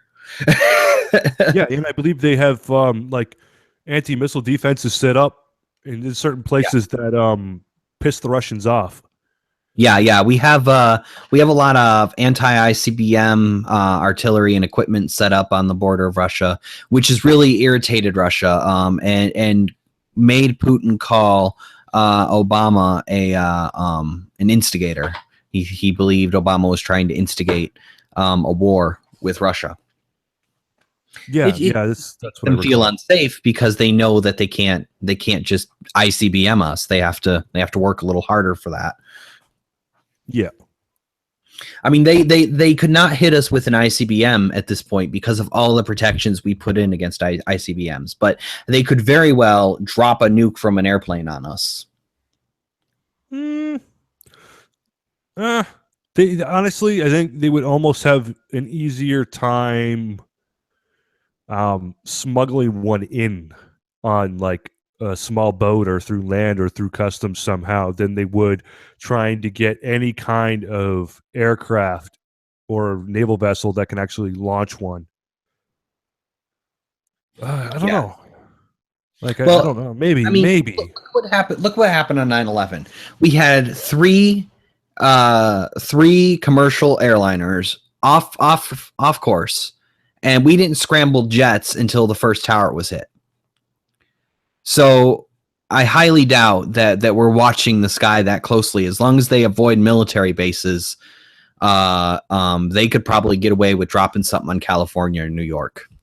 Yeah, but those were they not American planes though? That's kind of my point. Like if they It- noticed that a Russian plane was coming in and it wasn't like you would have warning of that because it takes some time to right. cross the ocean. Yeah, definitely. Um, but I mean, just as well as you can sneak a nuke in on a boat, you can sneak a airplane in on a boat as well. Russia flies very close to British airspace on a regular basis. We launch fighter jets to escort them away. LOL. That's what Tail Feature said. Yeah, I believe it. Yeah.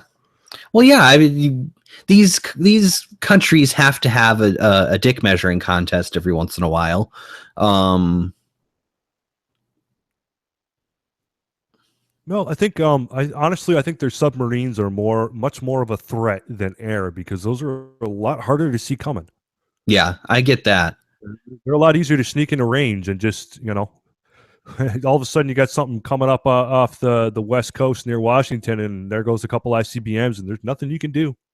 But let's be honest here. We have the stealth bomber. We can get into Russia and drop a nuke without them detecting us from a plane. That was the first thing that popped in my head. I was trying to think, do Russians have a stealth bomber? Did they I, buy one I at some mean, point? Because that they would be like could the only have way to really get in. they could have developed one, but they're Well, I not going meant to tell got us about one it. secondhand. They're not going to tell us. The only reason we know about the stealth bomber is because we have something even better already that we don't know about. So just take that. Oh, I did see it the other day. Yeah, it's impressive. Yeah. So well they got they got this new plane that actually comes up off the ground like a vertical takeoff. Um vertical takeoff and can maneuver in the air a lot better than most. Oh, what, the Uh, Harriers? Is no, that what no, you're no. talking This about? is an airplane. So this airplane, It this is. Harrier jet. is an airplane. They're the ones that do the vertical takeoff. You ever seen True Lies with Arnold Schwarzenegger? That's what they use on that. Well, here's what I know about this one. This one can do a vertical takeoff and then go and do horizontal flying. And it's a jet. The F-35. Or no, it's the F. Hold on. I'm trying to find it.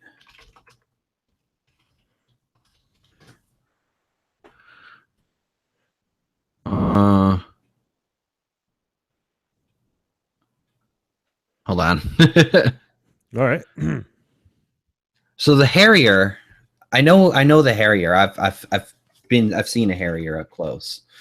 Um, but it's just a jump jet. It's Yeah, but it can do vertical takeoff and it can hover. yeah, but Well, that's what you described, and that's the first thing that came to mind.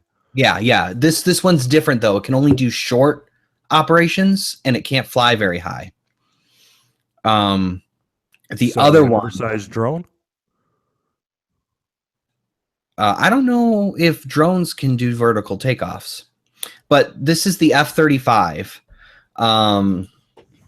this new one, and it's a fighter plane. It was made by Lockheed Martin. It can do all kinds of crazy shit. Its first flight, according to Wikipedia, was in 2006.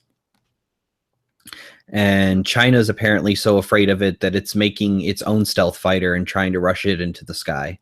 This is a stealth fighter plane that can do vertical takeoffs and vertical landings, and also do fighting maneuvers in the air. It's pretty crazy. I guess if you're taking off from an aircraft carrier, you don't really need to have all that far of a range. Yeah. Hold on.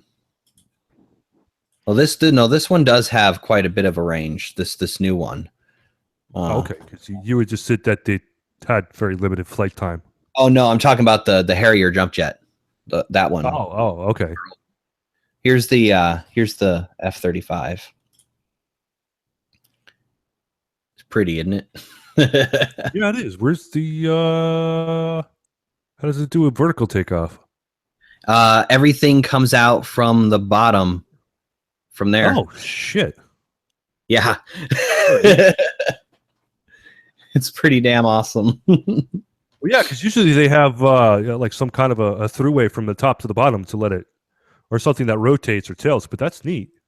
Yeah, yeah. And it's also stealth, so it can't really be protected by or detected by radar very well. Like our bombers, like the B-2. Mm-hmm. So, yeah, our military is pretty damn awesome, but I know theirs is nothing to, like ours, and as far as most of their technology goes. But I'm sure that they have some things that might best us. But the point is, we don't want to be enemies with Russia. That's the last thing we want, unless they're doing something to us, which they're not.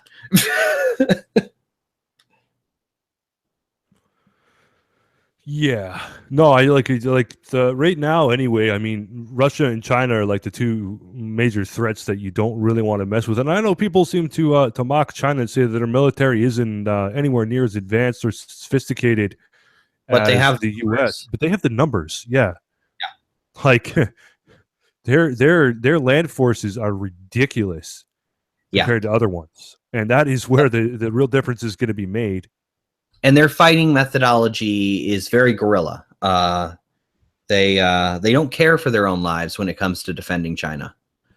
They're not like American or Western soldiers that care about their lives and care about whether or not they die. They're much like the Viet Cong and the ISIS. Yeah. So you gotta be kind of afraid of that. Say whatever you want, says Brian, but without a doubt, Russia has the smartest world leader at the moment. Yeah, I mean, there's no doubt that Putin's a pretty intelligent guy and knows exactly what he's doing.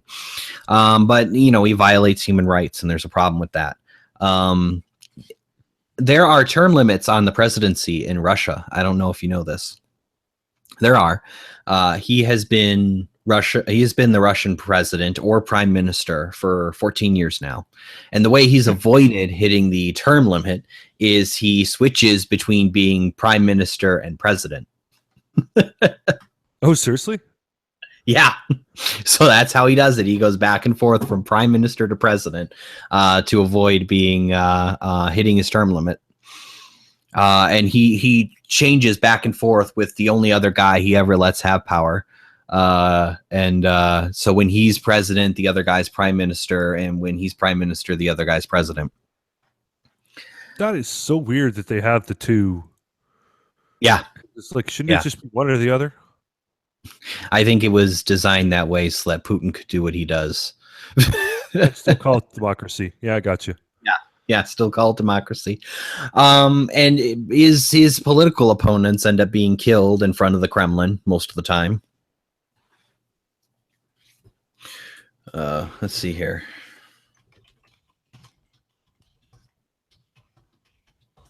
The Russian presidential term limit is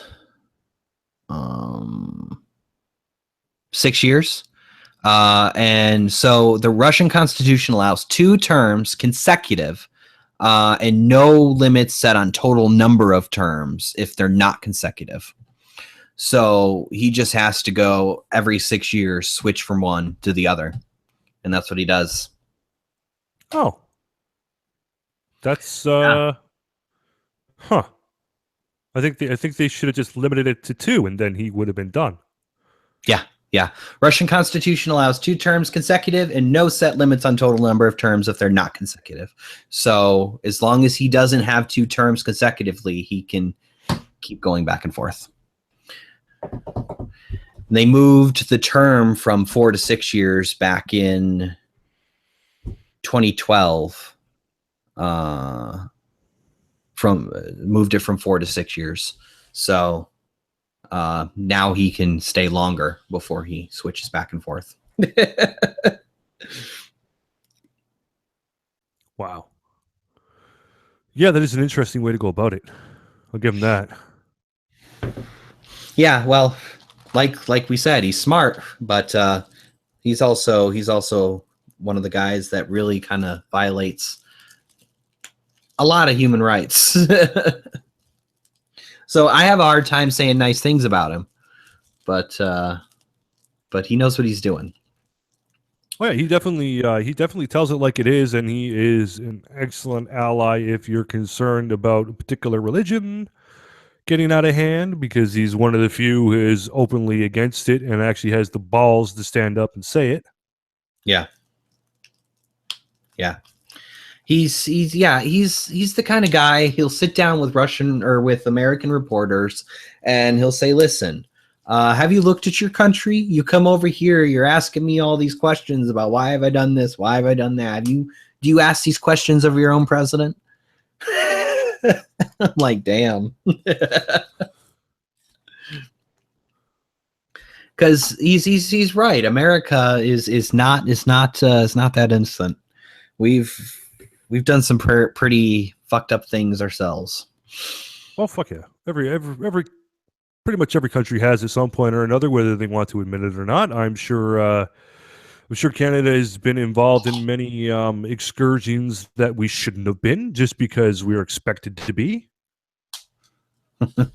I don't know. I mean, the one country I wouldn't suspect of any of that is Canada. Yeah, but you got to look at like, well, okay, was it like, the Iraq War, was it justified because Canada was there too, backing up the U.S. and Britain? Like pretty much anytime Britain gets into a conflict, Canada's there to back them up. So the question becomes, is what they're doing in the first place actually justified? And if it isn't, well, then Canada's just as guilty, because almost every conflict we're there in one regard or another. Yeah, I'll give you that. And yeah, we have gotten involved in some stuff that we should not have gotten involved in. Pretty much everyone has a reason to be pissed with us. Because destabilized a lot of countries, and it didn't work out well for them at all. Oh yeah. Like when we destabilized Iraq, we took out Saddam Hussein, and now ISIS is here because Saddam Hussein's gone. I mean, say what you want about Saddam Hussein, and there are tons of horrible things to say about Saddam Hussein, but he kept the terrorist at bay. I mean, the majority of terrorists he kept at bay. And let's be honest, Bin Laden had nothing to do with Iraq. Nothing. Bin Laden has been in Africa. He's been in Afghanistan. He's been in Iran. He's been in Pakistan. He never, ever, did any business with Iraq. It was crazy. Yeah, I would kind of lean towards the whole conspiracy of, it was just after the oil. Well, we didn't take any oil out of Iraq, and that's actually something that pissed Trump off, is that we didn't take any oil out of Iraq. But that's against the rules of engagement. Well, no, the That's point actually wasn't called to. pillaging. What the point was to get someone in there who would give them a more favorable deal, as I understood, and Right. that's why the forced election ended up being quite a sham and kind of Yeah. backfired Yeah. because it wasn't what the people wanted for a leader, but that's what they got, and it just made things worse. Exactly. Now, Brian points out, same with Assad in Syria. Assad fucking terrible, but he's greatly against ISIS. That's right. And I think that's why we see Putin defending Assad against the rebels instead of doing what we're doing and trying to kill Assad along with the rebels. So enemy of my enemy is my friend. So yeah, I think that's what Russia's doing, is they're like, you're helping keep ISIS at bay, so we're going to help you stay in power as long as you keep doing that, and America keeps fucking with that. Why are we fucking with that? Well, because we keep putting our nose in business that isn't ours. Yeah, no kidding. I mean, that's definitely something we're good at doing. We've been doing it since World War II, at least.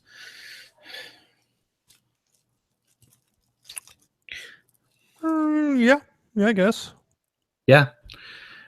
Okay. So, do you have anything you want to talk about? No, I think I'm good. To be entirely honest, I just wanted to, it's been a while since I've been on a stream. I just wanted to come chat. Oh, hell yeah. It's been a while since I've done one. So, I I expect that I'll have some more videos coming out probably next week. I'll probably do another stream sometime this week.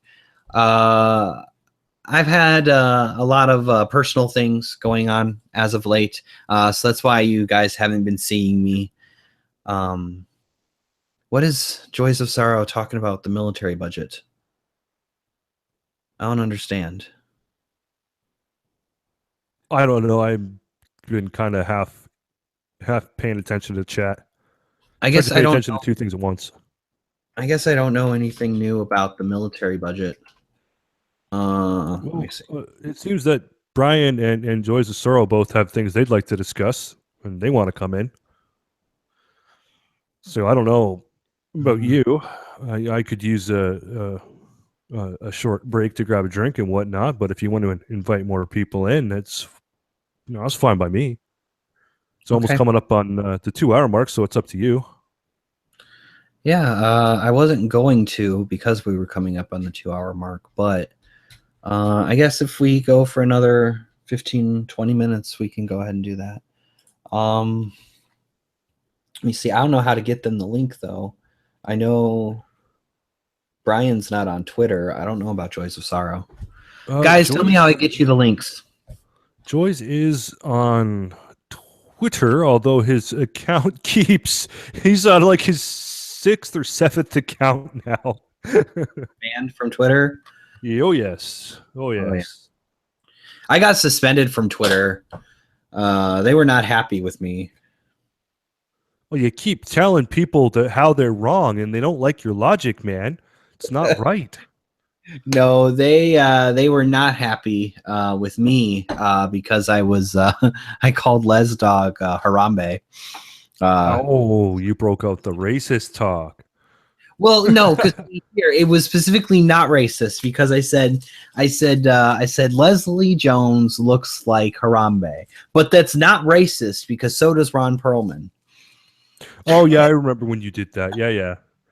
Well, I know Marty and what was the other one? Kay, Corellius, whatever. They both basically got booted off for doing the exact same thing, which was just literally disagreeing with people and pointing out their hypocrisy and how they are wrong. And it's not that they were repeatedly going after the same people. It was pretty much always different people. But I think it was more to the point that they were interacting with too many people that weren't on their friends list. Yeah. And that's one of the things that they're watching for and targeting now. If you're interacting with too many people that aren't on your friends list, what a stupid thing to do on a public platform. Yeah. Yeah. Oh gosh, I don't know if I have people. You have this email? I don't know. Let me see. I don't know. There are 747 emails in my inbox. Holy 1,000 shit, man. Do you not clean up? 1,081 in my Twitter email inbox. So like one's from Twitter. Oh man, turn that shit off. The send me emails, I turn that off right quick. Yeah. All right, let me see here. What is yeah, most of these emails are from Twitter anyway. I think I sent him something, so I probably in my Sumo Psycho.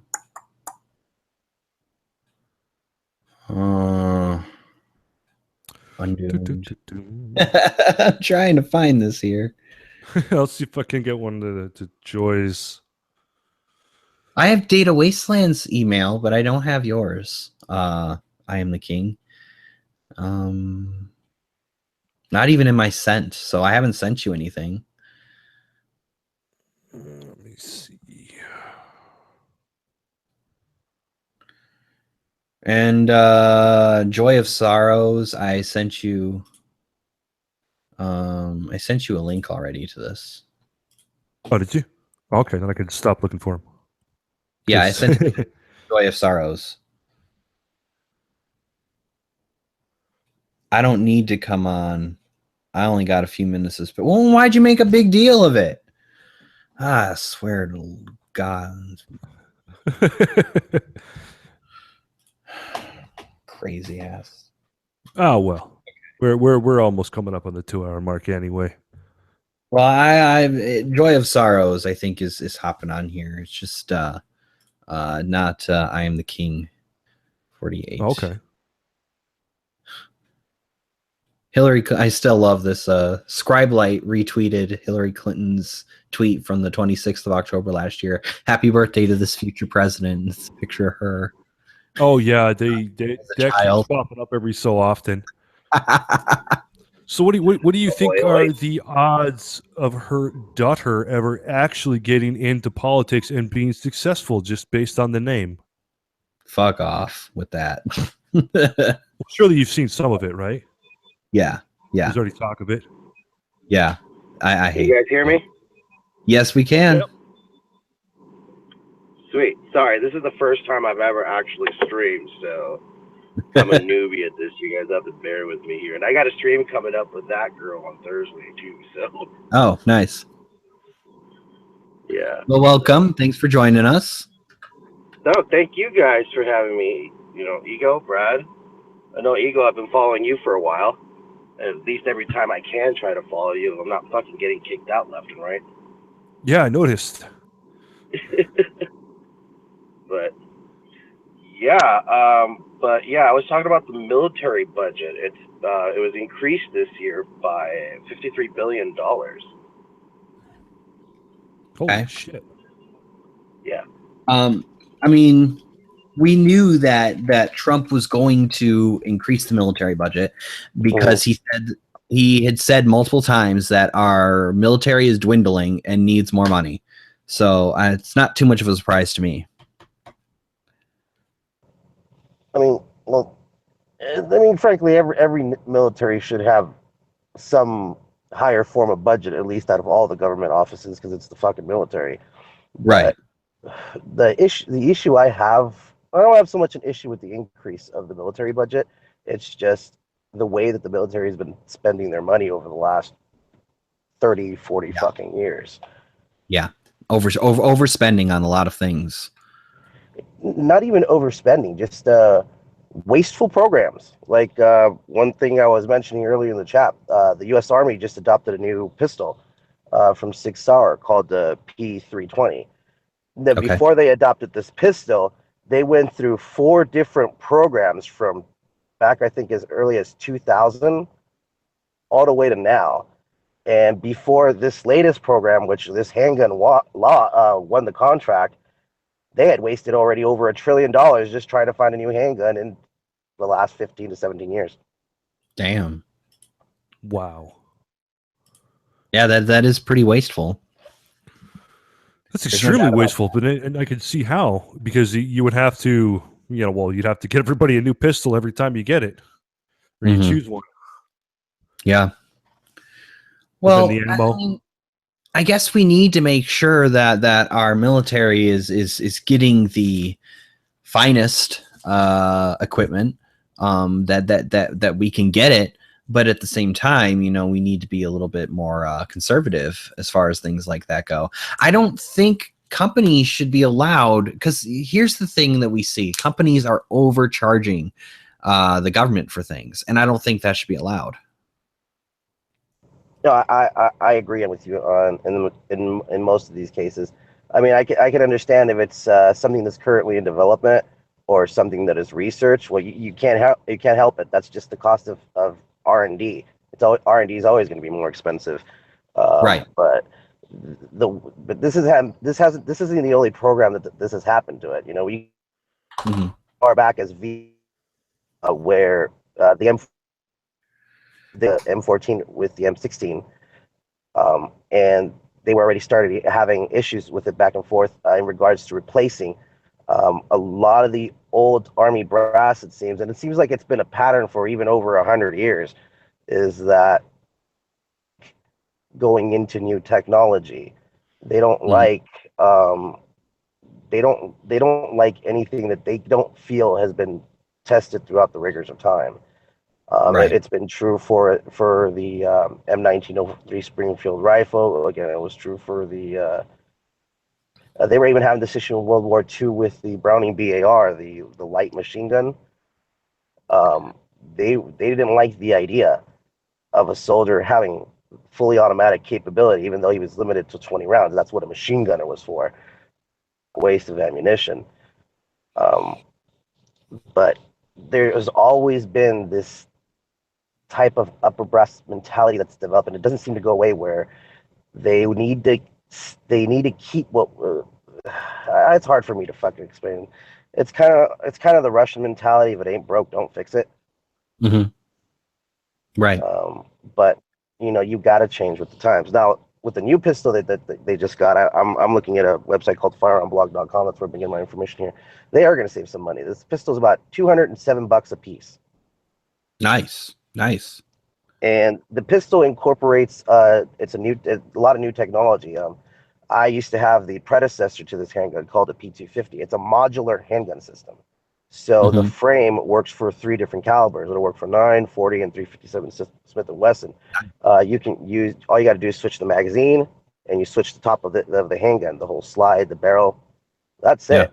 it. There's no more need now to having to go and, oh, well, Army gets, a standard issue, but special operations gets this, and they have to go and spend extra money. The same fucking gun now does everything.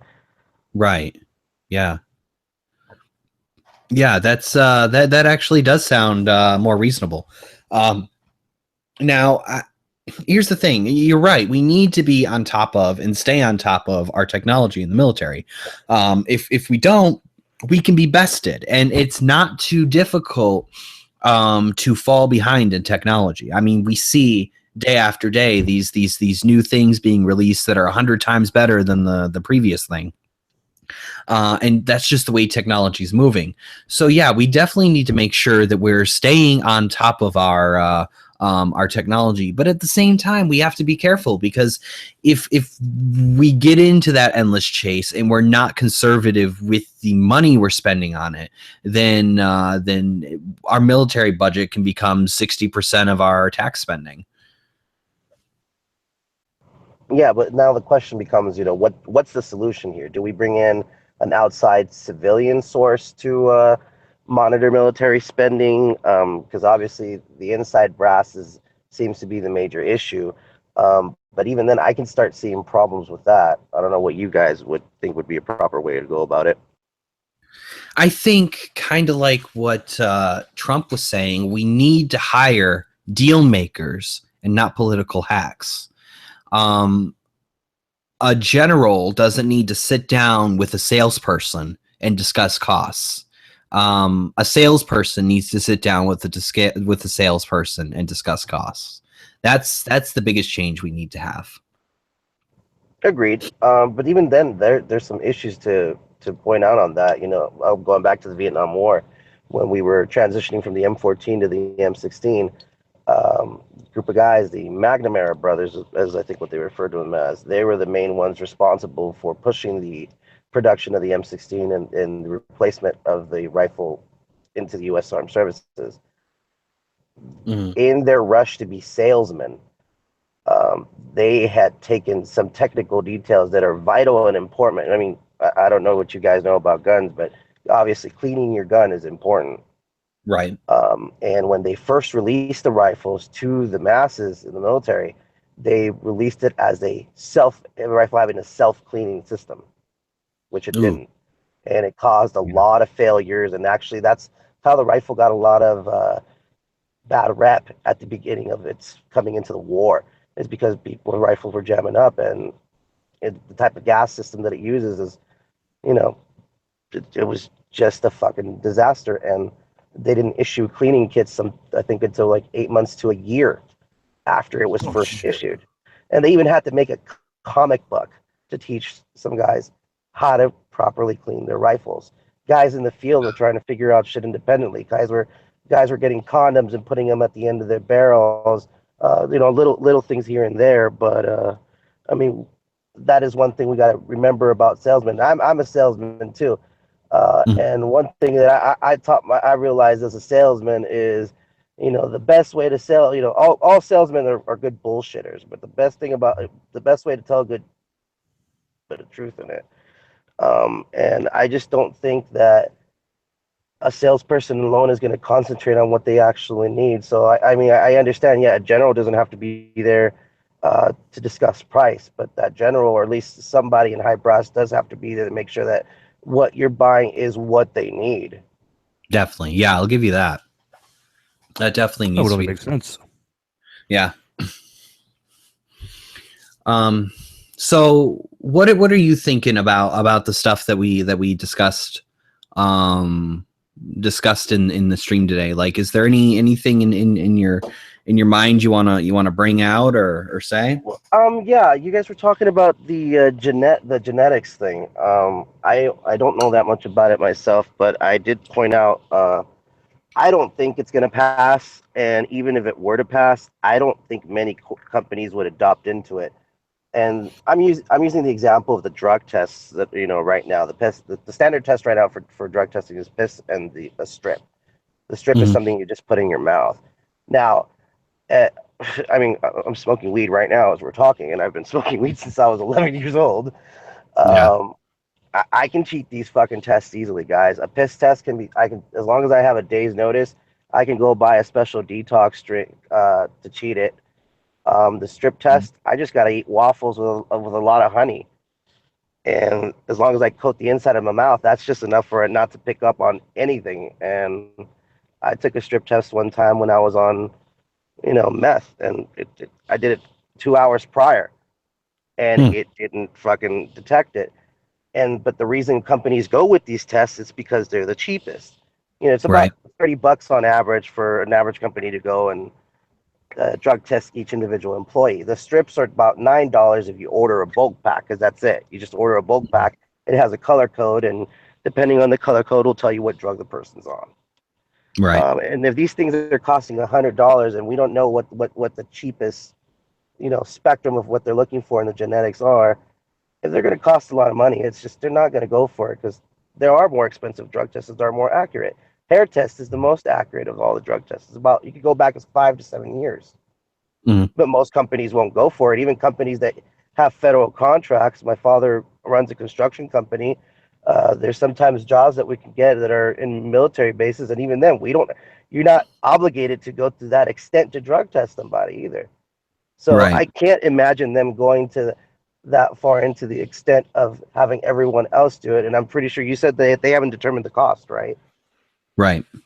So I'm pretty sure once they determine that it's just going to cost too fucking much for everybody, everybody's going to do a complete 180 on it.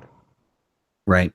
Well, I mean, I would hope that that's the case, but the thing is, it's these wellness programs. See, these wellness programs are run by third-party companies, so it's them who basically tell the companies what needs to be done, and it's these wellness programs that actually pay for the things like the blood tests that certain companies do, and all those other things. Like there's a company here in Austin, their wellness program does blood tests on everybody in the company after a certain interval. They run them through a blood test, and like they test for things like nicotine. And if you didn't register as a smoker and you're not paying the $50 fine, $50 weekly fine for being a smoker, they'll fire you. So you're seeing blood tests. I mean, blood tests aren't very cheap either, but it's something that's being done. And so I'm kind of afraid that it will pass and that it will go, it will pervade through all these bigger Fortune 500 companies. Now, those companies that are doing those types of blood tests, what kind of companies would those happen to be? There are companies that have specifically risen up to fulfill this wellness program requirement. So there are companies that used to do like drug tests. Some of them are the companies that used to do drug tests. Some of them are out of the local hospitals, but they're all their own separate entities. They're kind of away from the company, and they tell the company what is required in order for them to get the discount on the insurance to save that company money. So that's why I'm afraid, because these other companies are going to laud over these the employer companies, saying, hey, if you don't have your employees submit to DNA tests, we're going to charge you thousands of dollars more than we would if you didn't. I wasn't aware of that. I mean, the only thing I'm aware is fucked up as what's going on in Texas as far as employment goes was I think bartenders or people who serve food are only making like $2.15 an hour plus tips. But no, yeah, I mean, you got a point there. That's something to consider. But I think you misunderstood what I was trying to ask. What kind of companies are the ones that are is there any certain industry that they're going after in particular? No. Well, so the company I'm talking about is a tech company, and I'm not going to use the name for fear of getting in trouble with this huge ass company, because I know someone who works there, and I don't want them to get fired either. But this company is a tech company. It's a rather large tech company, and it's here in Austin. But I've seen it with like not just tech companies. I've seen it with just customer service companies, things like that, where outsourcers, even like, it's if you have a full-time job most of the time and you have insurance, you have the option to go with one of these wellness programs that's supposed to quote unquote save you money. Well, it's kind of interesting to hear, because the more I think about it, and the more I'm trying to wrap this what you're explaining to me in my head. If something like that was implemented in full force, especially this genetic testing, you're gonna lose probably 85% of everybody in construction. I mean, over there in Texas, you're gonna lose about 80% of people in the oil fields. So I don't see, again, I'm trying to think of everything in regards to money.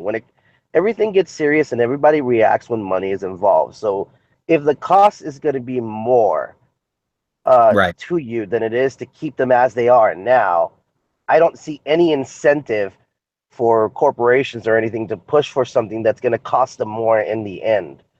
Unless they are just that fucking blind that they don't see them themselves. But again, my dad works in the construction industry, and I'm working with him right now, and we have crews and stuff. And like, I'll be honest, we don't drug test anybody in our team. Our policy is, look, what you could do at home is your business.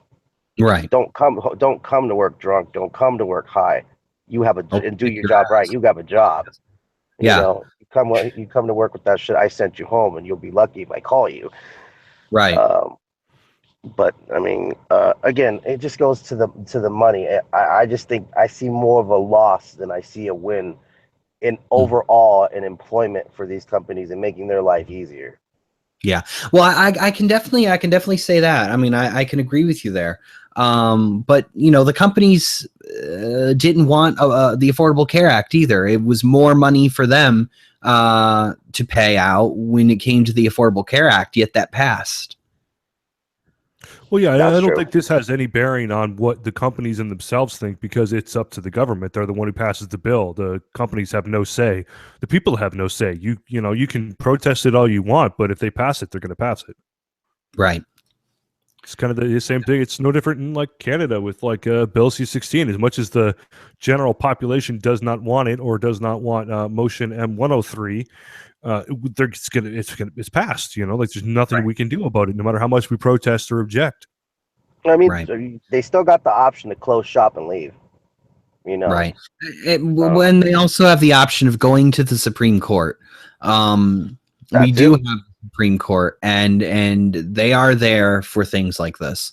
But that's going to take months, and there's going to be a lot of people who aren't going to be able to, who are going to be unemployed. Exactly. It's a problem.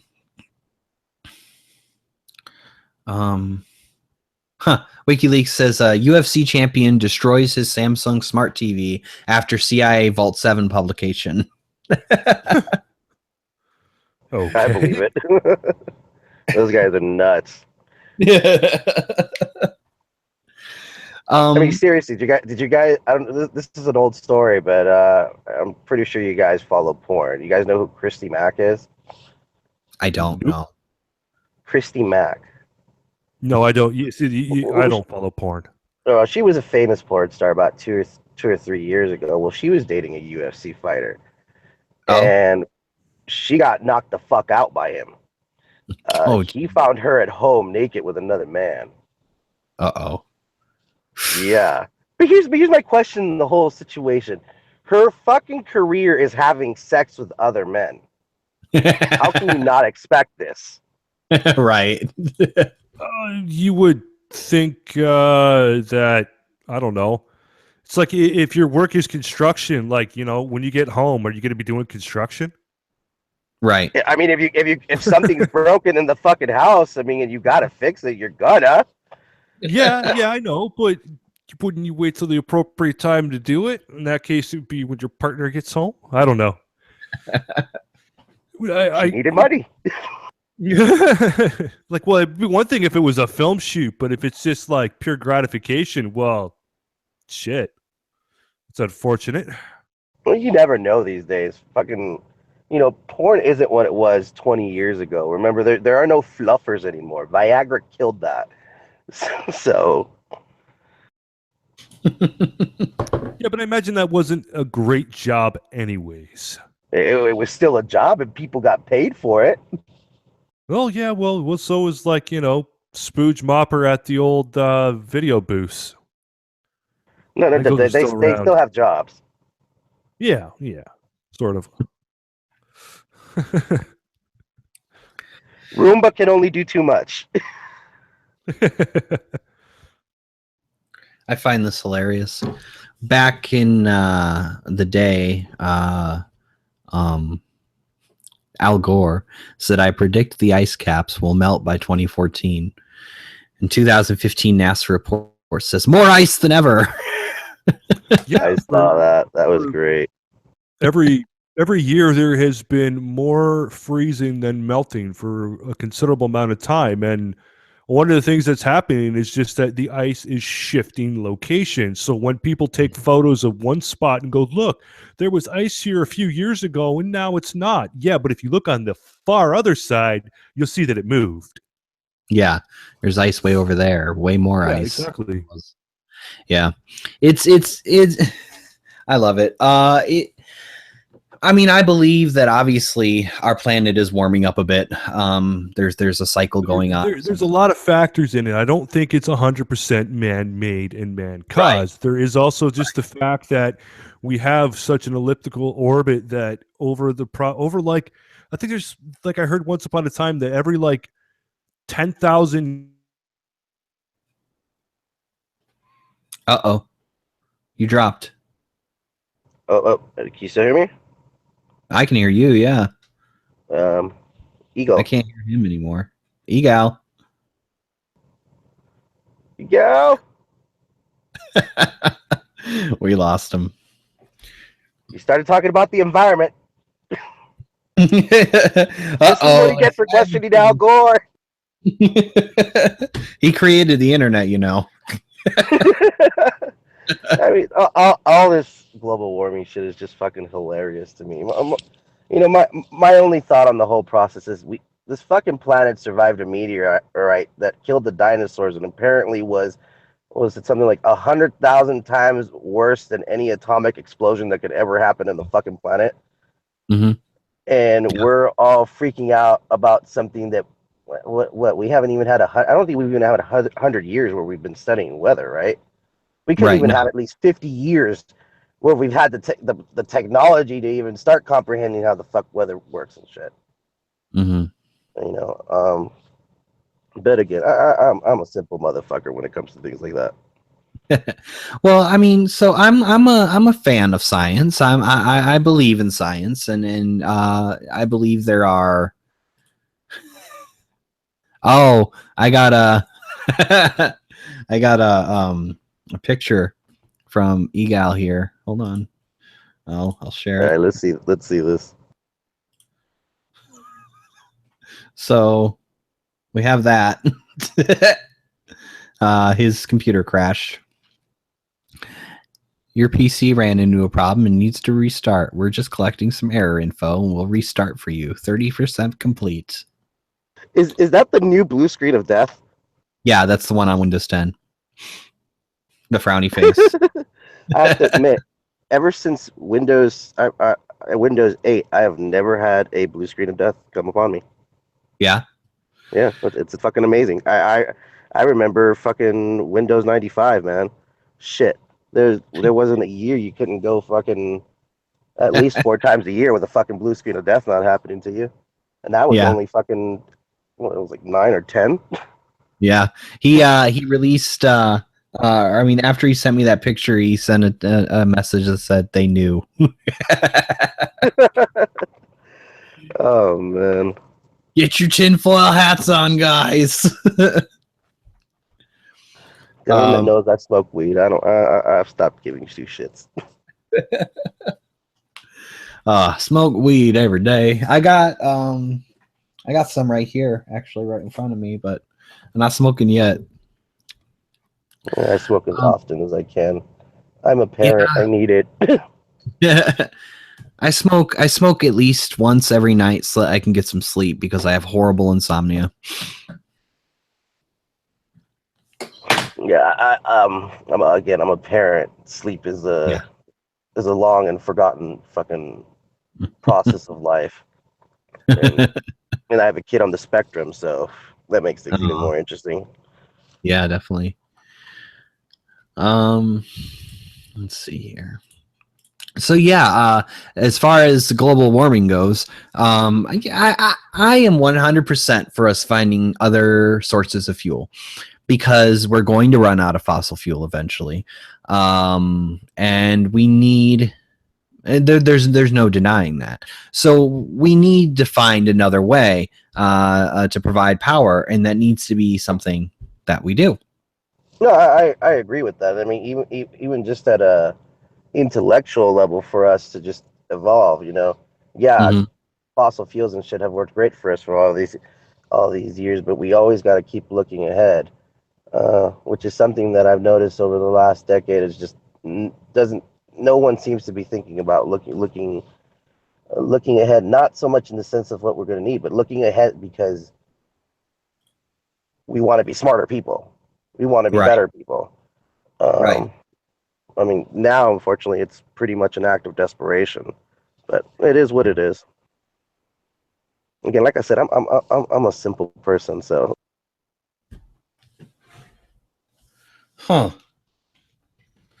okay, I'll admit I'm trying to be a simple fucking person. I live in LA. It's not easy, but I'm trying.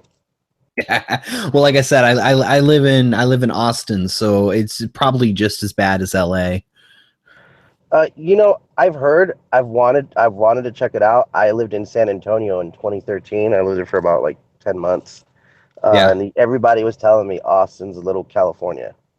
Yeah, it is. It really is. I hear you guys don't even get arrested for weed anymore. Is that true? Well, it depends on what county you're in. So if you're in Travis County, which is where Austin is, the cops will usually just take your shit and make you go, and that's it. But if you're in Williamson County, they will arrest your ass quicker than you can say hello, officer. Okay, yes. It was in San Antonio. I think that's Bexar County, but they spell it Bexar. Huh. So, uh, Egal Matruth sent me a picture of his laptop. Apparently, is now delivering power when it's off. So it delivered power to the mouse and it's lighting up the keyboard, but it's completely off. Ooh, that cannot be good. I wonder if if they activated his listening devices. They probably just fried his drive. That head tatter was just waiting for that. Gore, liar, those keywords. Yeah, he said global warming and lie, and then done. It's the CIA. Shut it down. Nah, it's not the CIA. They're too busy right now with everything going on in fucking Mexico. What's going on in Mexico? Everybody go. Dude, a lot of shit. Mexico is a fucking disaster, and Well, I know that. the only reason I'm so intimate about it is because my mom's from there, and I'm half Mexican. So, Yeah. and they my mom is from Michoacan, and Okay. Michoacan, if you don't know what's going on as far as cartels and the drug wars, Hmm. the center core, at least it was for a very long time until recently, of where the majority of the fights happen. There's a path, basically, of how the drugs flow. Most drugs that are flowing from South America, they come to Michoacan first, one way. Then from that point, they're distributed into multiple different routes that each cartel or organized group goes through. Then they end up in different places in border cities, and then they're distributed out throughout the U.S. And then they end up in border cities in the U.S. to distribute to Canada. Right. But Michoacan is the hub. That's where everybody has to meet before distribution. Um, Now, this president right now has probably been the worst thing for the Mexican drug war, because these guys are going rampant. These guys are killing people more than ever, and it's going crazy. Now, yes, he has caught some people. His biggest capture right now was the guy that was just recently extradited here to the U.S. I don't know his name. They call him El Chapo. His last name is Guzman. Yeah. Yeah, I know And El Chapo. okay, yeah. Well, they had been pursuing him for years, but the biggest one that they got, and a lot of people don't really remember anymore, is there was a guy who called himself the professor, or el profe. He also went by La Tuta, el Okay. tutor, the tutor. Mhm. Um, this guy is an old member of the Sinaloa cartel, and he started the group that was known as the Knights of Templar in Mexico. Well, Okay. their home base is in my mother's home state, Michoacan. Um, Now, a lot of people know this man. This man actually comes from my mother's hometown. He didn't start like this. He was a first grade teacher. Oh, huh. Yeah, this is the weird part. He was a first grade teacher, and he was so dedicated to teaching that he opened a like a elementary to middle school in the middle of butt fucking nowhere, 35 miles away from the fucking town, just so the poor people that lived in the boonies can have a school to send their kids to. And somewhere between that time and 10 years, he became this uh, well-known, infamous drug lord, or member of a drug cartel, the Sinaloa cartel, uh, who was then taken apart, and he was their CFO, their chief financial officer. And then he escaped getting captured, and he formed his own group, which was the Knights of Templar. Now, as fucked up as this guy is, apparently we were hearing stories from my mom's hometown and everybody else that there was order going around the whole area. Okay. People weren't certain people weren't getting shot or stabbed. Robberies had gone down. Rapes have gotten down. Um, I've noticed this pattern with these cartel guys that they pick up this Italian mobster philosophy. They take care of everybody in the community. Right. Fuck everybody on the outside. Right. Um, and sorry, I'm fucking stoned. I forgot where I was going with this.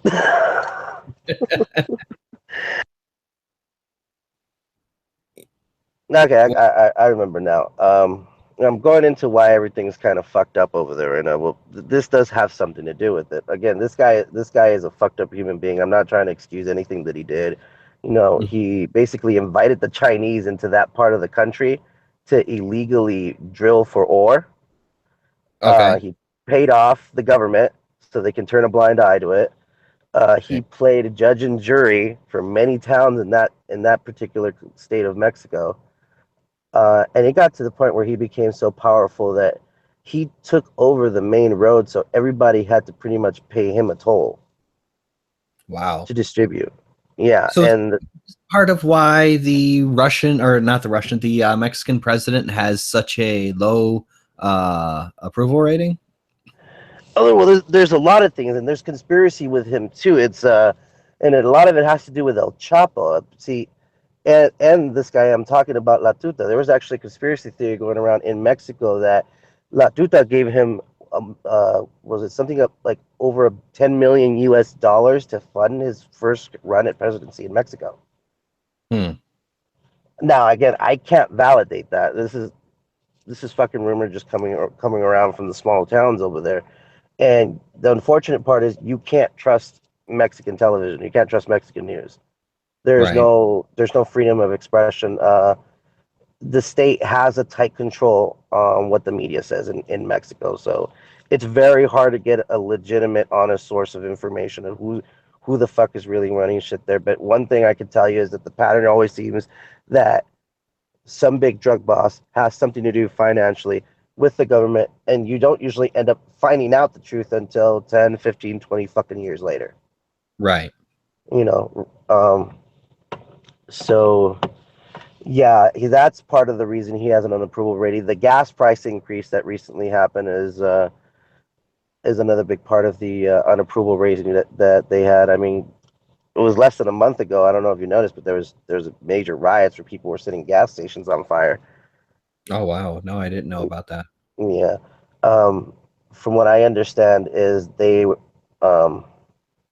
borrowed money and they couldn't pay. The government borrowed money, they couldn't pay it back, and so the gas companies increased prices and basically charged the people for the money for a Oh subsidy that they had provided to help the government provide to the people in the past. wow. Again, and it's all cloudy. A lot of stuff from Mexico, it's cloudy, and it's all hearsay. But like I was getting to the story with this El Profe guy, everything seemed peaceful when he was around, and then the moment he was arrested, about almost a year ago now, the town and every other town around there went to shit. According to people in my family over there, in 3 days, 4 people were shot, 9 people were in the hospital from machete stabbings, and 3 women were raped. Wow. Yeah, as horrible as and as dark as this guy got, and I don't know no one knows what the fuck happened to this guy, for him to turn out this way. He kept peace and order in the place. Kind of in the same way, you know, you guys were talking earlier with Saddam, and Yeah. you know, he kept a lot of people out, a lot of bad people out of the town.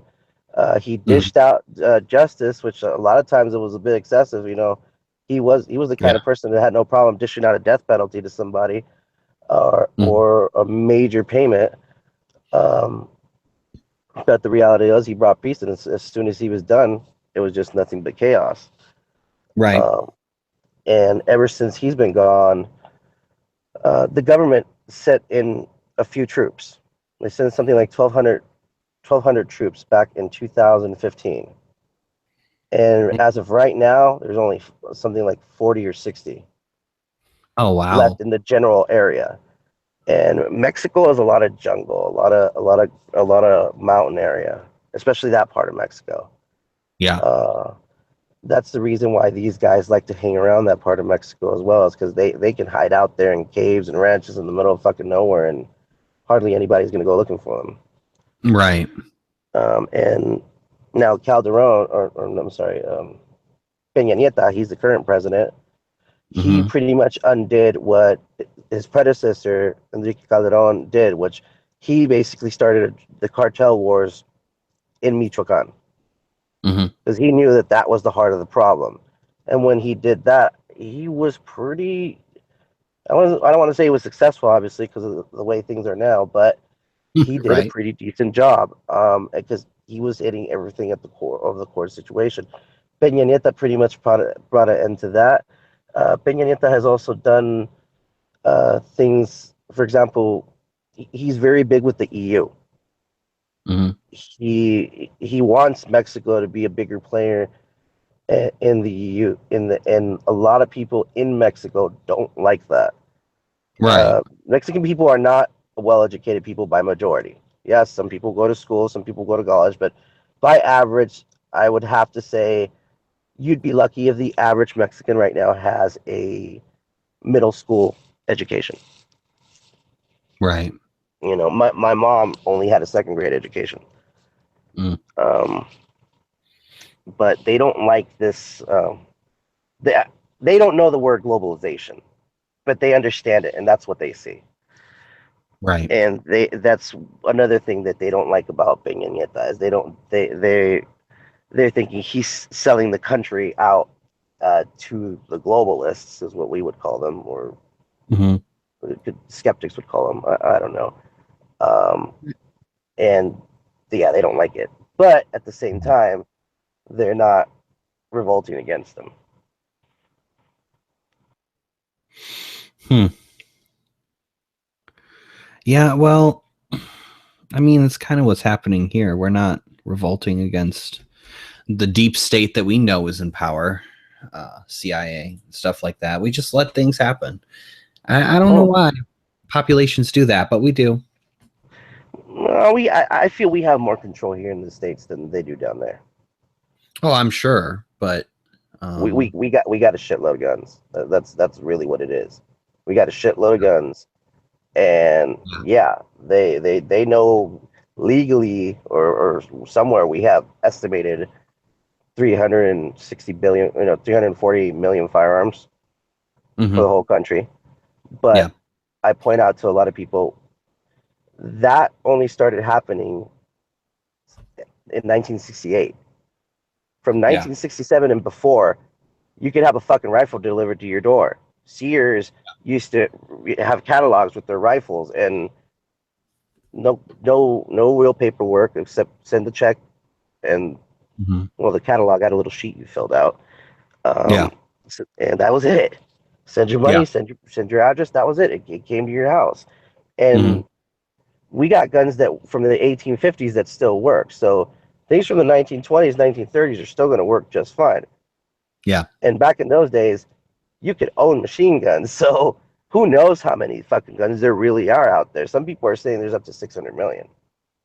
Now, I don't see any hardcore evidence to that proves it, but mhm, I mean there is a big gap. You know, right, we don't know how many guns existed in the country before 1967. right. Huh. Well. Okay. Well, I think we've reached the end here of what Yeah, we're. too bad Eagle had to drop out. I know, right? Yeah. Um, Anyway, I mean, thanks a lot. I do appreciate this. I like I yeah, said, this is the first time I'm doing hangouts, and no hopefully I problem. did a decent job. Stick around until after I bring this off air, and I'll say goodbye to you. But for now, I'm going to say goodbye to everybody else. Thank you guys Well, for joining us. yeah, I Um, thank you guys too. I actually have to get going as well. So, alrighty. all right, thank you, So man. you guys, yep, thank you. You guys have a great one. I'll do another stream sometime later this week. And again, get the fuck out of here. Bye.